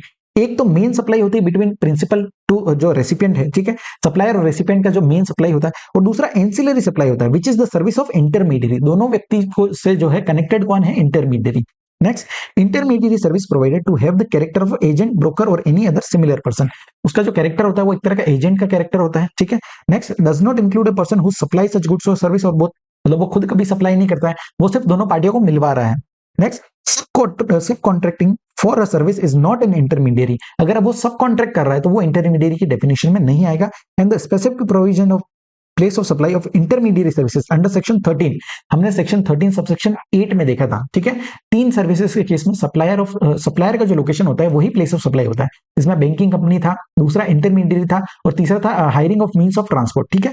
तो वो जो यहाँ पर क्या बोला है, specific provisions of place of supply of intermediary services under section 13 shall be invoked only where either the location of supplier और location of recipient of intermediate services is outside India. अगर दोनों में से कोई एक पार्टी आउटसाइड इंडिया है तभी section 13 यहां पर लगाना है, ठीक है। अब नेक्स्ट आ जाते हैं, नेक्स्ट क्या बोला है, place of supply in case of supply of services of transportation of goods including through mail or courier where either the supplier or recipient is outside India. अब देखो, हमने सेक्शन 12 सबसेक्शन 8 पढ़ा था कि ट्रांसपोर्टेशन ऑफ आप goods है, जहां पर ट्रांसपोर्टेशन ऑफ गुड्स का सर्विस दे रहा है including bye way of male or courier, ठीक है। लेकिन सेक्शन 13 के अंदर ऐसा कोई भी सेक्शन नहीं देखा। तो सेक्शन 13 सबसेक्शन 9 जो था उसको ऑमिट कर दिया गया है, वो डिलीट हो गया है। तो अब जो है प्लेस ऑफ सप्लाई उसका डिटरमाइन कैसे होगा, एज पर सेक्शन 13 सबसेक्शन 2 जो डिफॉल्ट प्रोविजन है उसके हिसाब से इसका प्लेस ऑफ सप्लाई डिटरमाइन होगा, अगर दोनों में से कोई एक पार्टी आउटसाइड इंडिया है तो, ठीक है। अगर दोनों ही पार्टी इंडिया में तो सेक्शन 12 सबसेक्शन 8 के हिसाब से ही प्लेस ऑफ सप्लाई डिटरमाइन किया जाएगा। नेक्स्ट आ जाता है place of supply in case of supply of service in respect of advertising sector. अब देखो, एडवर्टाइजिंग सेक्टर के रिगार्डिंग क्लैरिफिकेशन दिया है, 2 इश्यूज यहां पर क्लैरिफाई किया है, ठीक है। सो पहले क्या बोला है, advertising companies are often involve in procuring space of hoarding और बिलबोर्ड्स, ठीक है, वो प्रोक्योर करते हैं। तो इश्यूज क्या बोलता है, पहला इशू बोलता है where there is sale of space or sale of right to use the space on the hoarding or structure belonging to the vendor। अब देखिए, मुझे कोई एडवर्टाइजमेंट कराना है तो मैंने क्या बोला, जो भी होर्डिंग का जो ओनर है, जिसके पास राइट है उस होर्डिंग का, ठीक है, मैं उसके पास जाता हूं और उसको बोलता है कि मुझे आपके होर्डिंग पे जो है इतना स्पेस चाहिए और मुझे अपना एडवर्टाइजमेंट देना है। तो ये क्या कहलाएगा, होर्डिंग क्या होता है, एक तरह का जो है लैंड से अटैच्ड होता है, ठीक है। सो ये जो है land erected on the land should be considered as an immovable property और स्ट्रक्चर। होर्डिंग क्या कहलाएगा, इमूवेबल प्रॉपर्टी कहलाएगा। और उस केस में प्लेस ऑफ सप्लाई कैसे डिटरमाइन होगा, जो हमने इमूवेबल प्रॉपर्टी के रिगार्डिंग पढ़ा था, ठीक है, सेक्शन 13 सबसेक्शन 3 क्लोज ए, इसके हिसाब से जो है यहाँ पर प्लेस ऑफ सप्लाई डिटरमाइन होगा। और प्लेस ऑफ सप्लाई क्या होगा, लोकेशन वेयर सच होर्डिंग और स्ट्रक्चर इज लोकेटेड, ठीक है। तो फर्स्ट केस में आपको क्लियर है, जब क्या हो रहा है, आप जो है सेल ऑफ स्पेस हो रहा है, आप right to use the space अगर ले रहे हो, उस केस में प्लेस ऑफ सप्लाई आपका डिटरमाइन होगा सेक्शन 13 3A के हिसाब से। सेकंड केस बोलता है जहां पर आप एडवर्टाइजमेंट की सर्विस ले रहे हो, ठीक है, when the advertising company wants to display its advertisement on hoardings or billboard at specific location availing the services of vendor. मान लीजिए मैं मुंबई में रहता हूं, ठीक है, और मुझे एडवर्टाइजमेंट कराना है, तो मैंने क्या किया, उस बंदे को बोल दिया कि मुझे एक होर्डिंग चाहिए बांद्रा के अंदर, एक चाहिए अंधेरी के अंदर, एक चाहिए गोरेगांव के अंदर, ठीक है। तो अलग अलग स्पेसिफिक लोकेशंस बता दिए और वहां होर्डिंग्स आपको लगवाना है। अब वो होर्डिंग्स चाहे उस वेंडर की खुद की हो या वो कहीं और से लेकर के रेंट पे लेकर के मुझे दे, आई डोंट केयर, ठीक है। मैंने उसको कॉन्ट्रैक्ट दे दिया कि मुझे यहाँ पर जो है होर्डिंग्स लगे हुए मिलने चाहिए। तो इस केस में क्या हो रहा है, the responsibility of arranging the hoardings or billboards lies with the vendor who may himself own such structure. या तो खुद ओन कर सकता है या फिर वो टेक करेगा ऑन रेंट और right to use basis from another person, चाहे दूसरे से लेकर के दे या खुद का यहाँ पर यूज करे, मुझे तो है स्पेसिफिक लोकेशन पे यहाँ पर मिलना चाहिए, ठीक है। तो ये क्या है, ये एक तरह का सप्लाई ऑफ सर्विस कहलाएगा, ठीक है, एडवर्टाइजमेंट सर्विस हो रहा है, यहाँ पर सेल ऑफ स्पेस नहीं है, ठीक है। सो इस केस में जो है यहाँ पर इमूवेबल प्रॉपर्टी वाले प्रोविजंस नहीं लगेंगे और डिफॉल्ट प्रोविजन जो है सेक्शन 12 सब सेक्शन 2 उसके हिसाब से प्लेस ऑफ सप्लाई डिटरमाइन किया जाएगा। सो there is no sale of advertising space or sale of right to use immovable property by the vendor, therefore such services provided by the vendor are purely in the nature of advertising services। यहाँ पर क्या हो रहा है, advertising services है, in respect of which place of supply shall be determined in terms of section 12 subsection 2। Clear है, दोनों issues आपको समझा। पहले इशू में क्या था, सेल ऑफ स्पेस हो रहा था, ठीक है, आप जो है right to use the space ले रहे थे, उस केस में वो इमूवेबल प्रॉपर्टी के हिसाब से प्लेस ऑफ सप्लाई डिटरमाइन होगा। और दूसरे में जो है आप एडवर्टाइजिंग सर्विसेज ले रहे हो, तो उस केस में जो है जो आपका डिफॉल्ट प्रोविजन है सेक्शन 12 सबसेक्शन 2 उसके हिसाब से प्लेस ऑफ सप्लाई डिटरमाइन किया जाएगा। क्लियर है, चलो नेक्स्ट आ जाते हैं, एक और अमेंडमेंट यहां पर दिया है, place of supply of custodial services provided by bank to foreign portfolio investors. तो देखिए एफपीआईज क्या होते हैं, जो किसी भी कंट्री में जाकर के इन्वेस्ट करते हैं, ठीक है, और यहां पर क्या होता है, कस्टोडियल सर्विसेज दी जाती है बैंक के द्वारा अपने फॉरेन पोर्टफोलियो इन्वेस्टर्स को। कौन सी सर्विसेज होती है, to keep their investment safe and handling transactions like buying and selling stocks. So FPI क्या करते हैं, उनको कस्टोडियल सर्विसेज उनसे लेते हैं अब उसके बाद जो है वो एकदम निश्चिंत हो जाते हैं। वो जो भी कंट्री में उनको यहाँ पर इन्वेस्टमेंट करना है तो वो यहाँ पर बैंक को जो है कस्टोडियल सर्विसेज ले लेते हैं और उनको किसी भी तरह का रेगुलेटरी रिक्वायरमेंट की चिंता करने की जरूरत नहीं है। उसके बाद कौन करते हैं, ये बैंक्स जो होती है वो सारी चीजें मैनेज करती है, बाय सेलिंग वगैरह हर चीज जो है वो देखती है। तो इस केस में बोला है these are not to be treated as services provided to account holder and are not covered under section 13(8)(a)। हमने 13(8)(a) अंदर क्या देखा था कि location of supplier will be the place of supply. तीन सर्विसेज थी जब बैंक्स, एनबीएफसी या फाइनेंशियल इंस्टीट्यूशन अपने अकाउंट होल्डर को कोई सर्विस दे रहे हैं, है ना। तो वो बोला कि यहां पर जो है अकाउंट होल्डर को सर्विस नहीं दी जा रही, सर्विसेज किसको दे रहे हैं, फॉरेन पोर्टफोलियो इन्वेस्टर्स को। सो वो 13(8)(a) में कवर नहीं होगा। और इसका प्लेस ऑफ सप्लाई डिटरमाइन कैसे करेंगे, जो बाय डिफॉल्ट प्रोविजन जो है सेक्शन 13 सबसेक्शन 2 का, इसके हिसाब से आपको जो है प्लेस ऑफ सप्लाई डिटरमाइन करना है। समझा आपको क्लैरिफिकेशन क्या बोल रहा है, कस्टोडियल सर्विस दे रहा है, कौन दे रहा है, बैंक दे रहा है, किसको दे रहा है, फॉरेन पोर्टफोलियो इन्वेस्टर्स को। ठीक है, तो ये जो है 13(8)(a) में कवर नहीं होगा क्योंकि वो अपने अकाउंट होल्डर को सर्विस नहीं दे रहा है। वहां पर क्लियरली लिखा हुआ था कि सर्विसेज प्रोवाइडेड बाय बैंक और NBFC to its account holder. ठीक है, सो यहां पर जो है सेक्शन 13 सबसेक्शन 2 ही लगेगा और उस हिसाब से प्लेस ऑफ सप्लाई डिटरमाइन किया जाएगा। नेक्स्ट आ जाता है place of supply of advertising sector services provided to foreign clients. अब देखो ये अमेंडमेंट बहुत अच्छा है और इंपॉर्टेंट भी है। ठीक है, सो इसको अच्छे से समझना। क्या बोलता है, एडवर्टाइजिंग सर्विस प्रोवाइड कर रहे हो अपने फॉरेन क्लाइंट्स को। ठीक है, so a foreign company or firm hires an advertising company or agency in India which provides a one stop solution to the client who outsource the entire activity to the agency। अब देखो foreign client क्या करते हैं, India के अंदर कोई advertising agency को higher कर लेते हैं और वो एजेंसी जो है सारा एडवर्टाइजमेंट का देखती है। ठीक है, कैंपेन क्या चलाना है, कहां पर मीडिया में कौन सा एडवर्टाइजमेंट करना है, एवरीथिंग वो जो है एडवर्टाइजिंग एजेंसी ही डिसाइड करती है। ठीक है, तो यहां पर क्या हो रहा है, फॉरेन क्लाइंट है, फॉरेन क्लाइंट क्या कर रहा है, एडवर्टाइजिंग सर्विसेज को जो है यहाँ पर हायर कर रहा है और एडवर्टाइजिंग सर्विस जो है यहाँ पर मीडिया ओनर को कॉन्टेक्ट करती है। ठीक है, ताकि उनके जो एडवर्टाइजमेंट है वो मीडिया ओनर जो है वहां पर रन करेंगे। तो इस केस में क्या हो रहा है, मीडिया ओनर इनवॉइस इशू करता है एडवर्टाइजिंग एजेंसी को और एडवर्टाइजिंग एजेंसी जो है फॉरेन क्लाइंट्स को यहाँ पर इनवॉइस इशू करती है। तो यहाँ तीन इश्यूज को क्लेरिफाई किया हुआ है। पहला इशू बोलता है whether the advertising company can be considered as an intermediary between the foreign client and the media owner as per section 2 subsection 13। क्या ये इंटरमीडियरी है क्या, तो देखो ये इंटरमीडियरी नहीं है।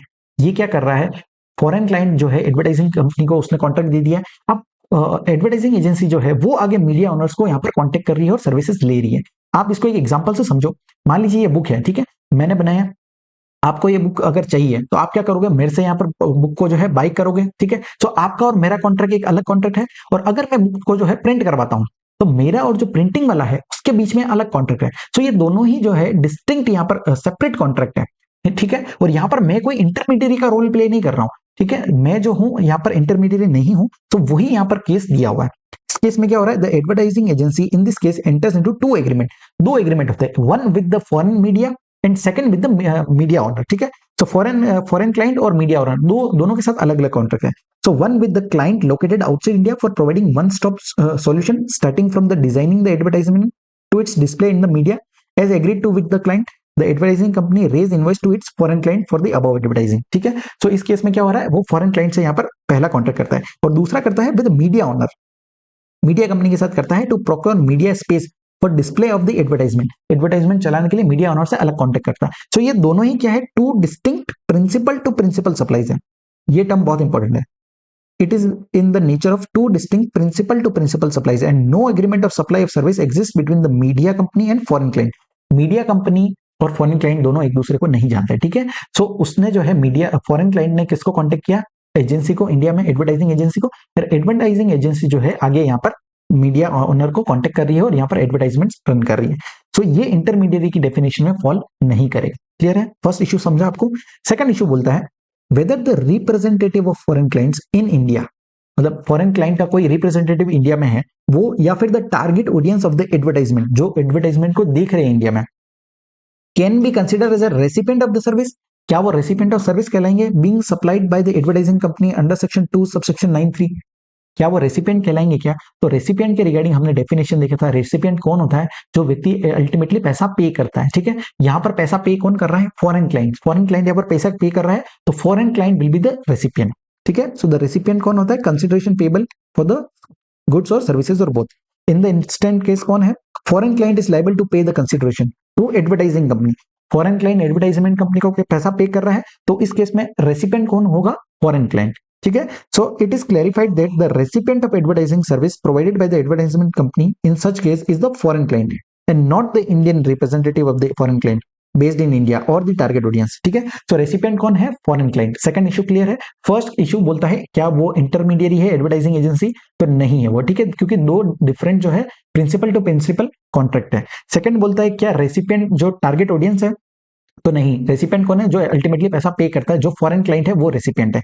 और थर्ड इशू बोलता है whether the advertising services provided by the advertising company to foreign clients can be considered as a performance based services as per section 13(3).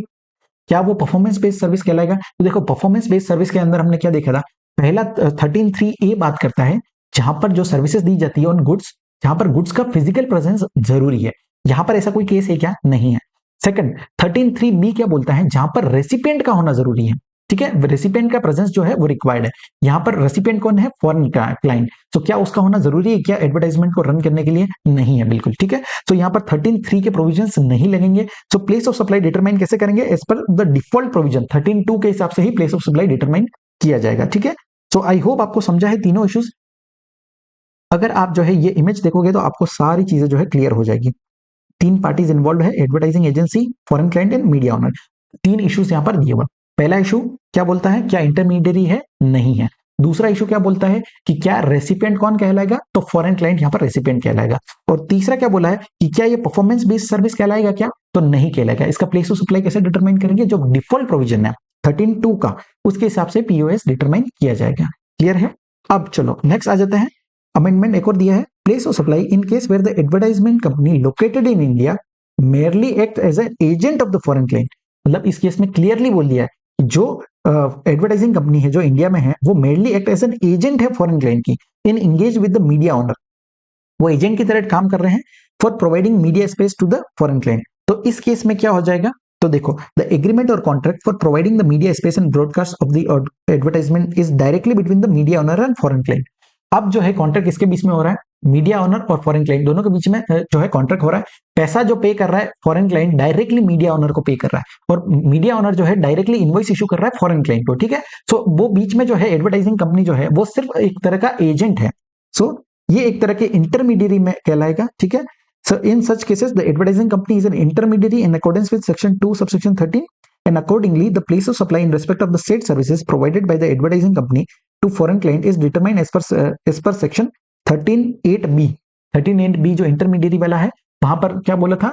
Location of supplier of service will be the place of supply. Supplier कौन है? Advertising company, तो वही उसका location he place of supply हो जाएगा। Clear है? तो दोनों आपको सर्कुलर में समझा। पहले वाले में वो एज ए एजेंट की तरह ट्रीट नहीं कर रहे थे। ठीक है, वो एडवर्टाइजमेंट सर्विस दे रहा था। और सेकंड केस में यहाँ पर क्लियरली बोला है कि वो एक्ट एज ए एजेंट है। एजेंट है तो फिर भैया जो है दोनों के बीच में यहाँ पर इंटरमीडिएरी का ट्रांजैक्शन कहलाएगा और उस केस में location of supplier will be the place of supply. Clear है? नेक्स्ट आ जाते हैं, place of supply of data hosting services provided by service provider located in India. क्या सर्विस दे रहे हैं? Data hosting services. कौन प्रोवाइड कर रहा है? Service provider located in India. इसको प्रोवाइड कर रहा है to cloud computing service provider located outside India. अब देखो, ये सर्कुलर को अच्छे से समझना।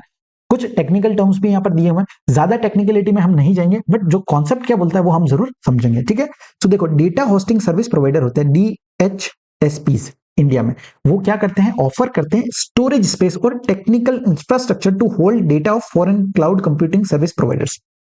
मतलब फॉरेन के जो क्लाउड कंप्यूटिंग सर्विस प्रोवाइडर्स होते हैं उनका डेटा इंडिया में स्टोर किया जाता है और इंडिया में क्या करते हैं? यहाँ पर डेटा का स्टोरेज का सर्विस देते हैं और टेक्निकल इंफ्रास्ट्रक्चर का सर्विसेज प्रोवाइड करते हैं, उनका डेटा यहाँ पर सिक्योरली रहे। ठीक है, so this CCSPs rely on Indian data centre. वो इंडियन डेटा सेंटर पर रिलाई करते हैं to securely store and manage large amount of information. मतलब फॉरेन क्लाइंट का जो डेटा है वो इंडिया के अंदर ये जो DHSPs होते हैं ये यहाँ पर स्टोर करते हैं। क्लियर है? So this allow them to serve their client without having their own physical storage in India. So उनके जो भी क्लाइंट्स है, अब देखो इसको एक एग्जांपल से समझोगे तो ऐसे, ये DHSPs है जो इंडिया के अंदर है, ये CCSPs है जो फॉरेन के अंदर है। ठीक है, इनके कुछ कस्टमर्स हैं जिनको ये क्लाउड कंप्यूटिंग सर्विस दे रहे हैं टू द एंड यूजर और सब्सक्राइबर जो फॉरेन में ही है। तो ये दोनों पार्टीज फॉरेन में ही है। वो क्या कर रहे हैं? इनका जो डेटा है यहाँ पर, ये डेटा जो है ये रेसिपिएंट क्या कर रहा है? इंडिया के अंदर स्टोर कर रहा है। ठीक है, सो अब यहाँ पर कुछ चीजें क्लेरिफाई की है with regard to data hosting services. It is observe that DHSPs provide data hosting services to CCSP on principal to principal basis. यहां पर क्या है, प्रिंसिपल टू प्रिंसिपल बेसिस. वही लॉजिक है जो मैंने बुक्स का बारे में आपको बताया था. ठीक है, दो अलग अलग ट्रांजेक्शन्स है. पहला ट्रांजेक्शन किसका हो रहा है, जो फॉरेन यहां पर ये CCSPs है और DHSPs है, इनके बीच में एक अलग ट्रांजेक्शन है. और ये CCSPs का और इनके जो यूजर्स है, एंड यूजर या फाइनल सब्सक्राइबर्स है, उनके बीच में अलग ट्रांजेक्शन है. सो ये प्रिंसिपल टू प्रिंसिपल ट्रांजेक्शन है और यहाँ पर किसी भी तरह का ब्रोकर का या एजेंट के नेचर का यहाँ पर नहीं है. दूसरा बोला है data hosting services provided bye DHSPs to the said CCSPs cannot be considered in relation to goods made available by the said CCSPs to the DHSPs in India. ठीक है, सो यहाँ पर जो है दोनों अलग ट्रांजेक्शन है. And data hosting services can not be considered as services provided directly in relation to immovable property. ये कोई भी इमूवेबल प्रॉपर्टी का सर्विस नहीं कहलाएगा. ठीक है, सो वहां पर क्या हो रहा है, इंडिया के अंदर सिर्फ डेटा स्टोर किया जा रहा है. सो इस केस में जो है प्लेस ऑफ सप्लाई कैसे डिटरमाइन करेंगे, तो जो डिफॉल्ट प्रोविजन है हमारा सेक्शन 13 सबसेक्शन 2, उसके हिसाब से प्लेस ऑफ सप्लाई डिटरमाइन करेंगे. सेक्शन 13 सबसेक्शन 2 क्या बोलता है, location of recipient. So location of recipient will be the place of supply. अभी इस केस में रेसिपिएंट कौन है, तो ये जो फॉरेन का कंपनी है CCSP रेसिपिएंट, इसका जो लोकेशन है वो प्लेस ऑफ सप्लाई कहलाएगा. ठीक है, अब यहां पर जो है हम जो सप्लायर कहाँ का है, इंडिया का है, और प्लेस ऑफ सप्लाई कहाँ है, आउटसाइड इंडिया. तो और क्या दे रहे हैं, सर्विसेज दे रहे हैं, तो ये एक्सपोर्ट ऑफ सर्विस में कवर हो जाएगा. ठीक है, अगर यहाँ पर सारी कंडीशन सेक्शन 2 सबसेक्शन 6 की सारी कंडीशन फुलफिल होती है तो ये एक तरह का एक्सपोर्ट ऑफ सर्विस कहलाएगा. क्लियर है, आपको समझा है. ये इमेज देखोगे आपको पूरा यहाँ पर मैंने समरी दिया हुआ है. सिंपल ध्यान रखना, सप्लायर कहाँ का है, इंडिया का है, जो क्या कर रहे हैं, स्टोर कर रहे हैं डेटा को. ठीक है, किसका डेटा स्टोर कर रहे हैं, ये CCSPs का जो आउटसाइड इंडिया है. ठीक है, और CCSP जो है वो आगे यहाँ पर यूजर्स का जो डेटा है, यूजर्स या सब्सक्राइबर्स का है, उनको क्लाउड कंप्यूटिंग सर्विसेज दे रहे हैं. तो इन यूजर्स का फाइनली इन यूजर्स का डेटा कहाँ स्टोर हो रहा है, इंडिया के अंदर. तो ये क्या कहलाएगा, इसका प्लेस ऑफ सप्लाई कैसे डिटरमाइन होगा, सेक्शन 13 सबसेक्शन 2 के हिसाब से, जो डिफॉल्ट प्रोविजन है. और ये एक तरह का एक्सपोर्ट ऑफ सर्विस कहलाएगा. ठीक है, सर्विसेज एक्सपोर्ट की जा रही है. सो यहाँ पर जो है हमारा पूरा प्लेस ऑफ सप्लाई का चैप्टर कंप्लीट होता है. आई होप आपको सारी चीजें अच्छे से समझी है. हमने जो है सारे अमेंडमेंट्स भी बहुत अच्छे से कवर किए हैं, तो आपको अच्छा लगा होगा. अमेंडमेंट्स जो है इस बार ज्यादा है प्लेस ऑफ सप्लाई में, तो इन अमेंडमेंट्स को अच्छे से कवर करके जाना, क्योंकि यहाँ से जो है क्वेश्चन पूछने के चांसेस ज्यादा है. ठीक है, सो आई होप आपको अच्छा लगा होगा. आज के लिए इतना ही. Thank you so much.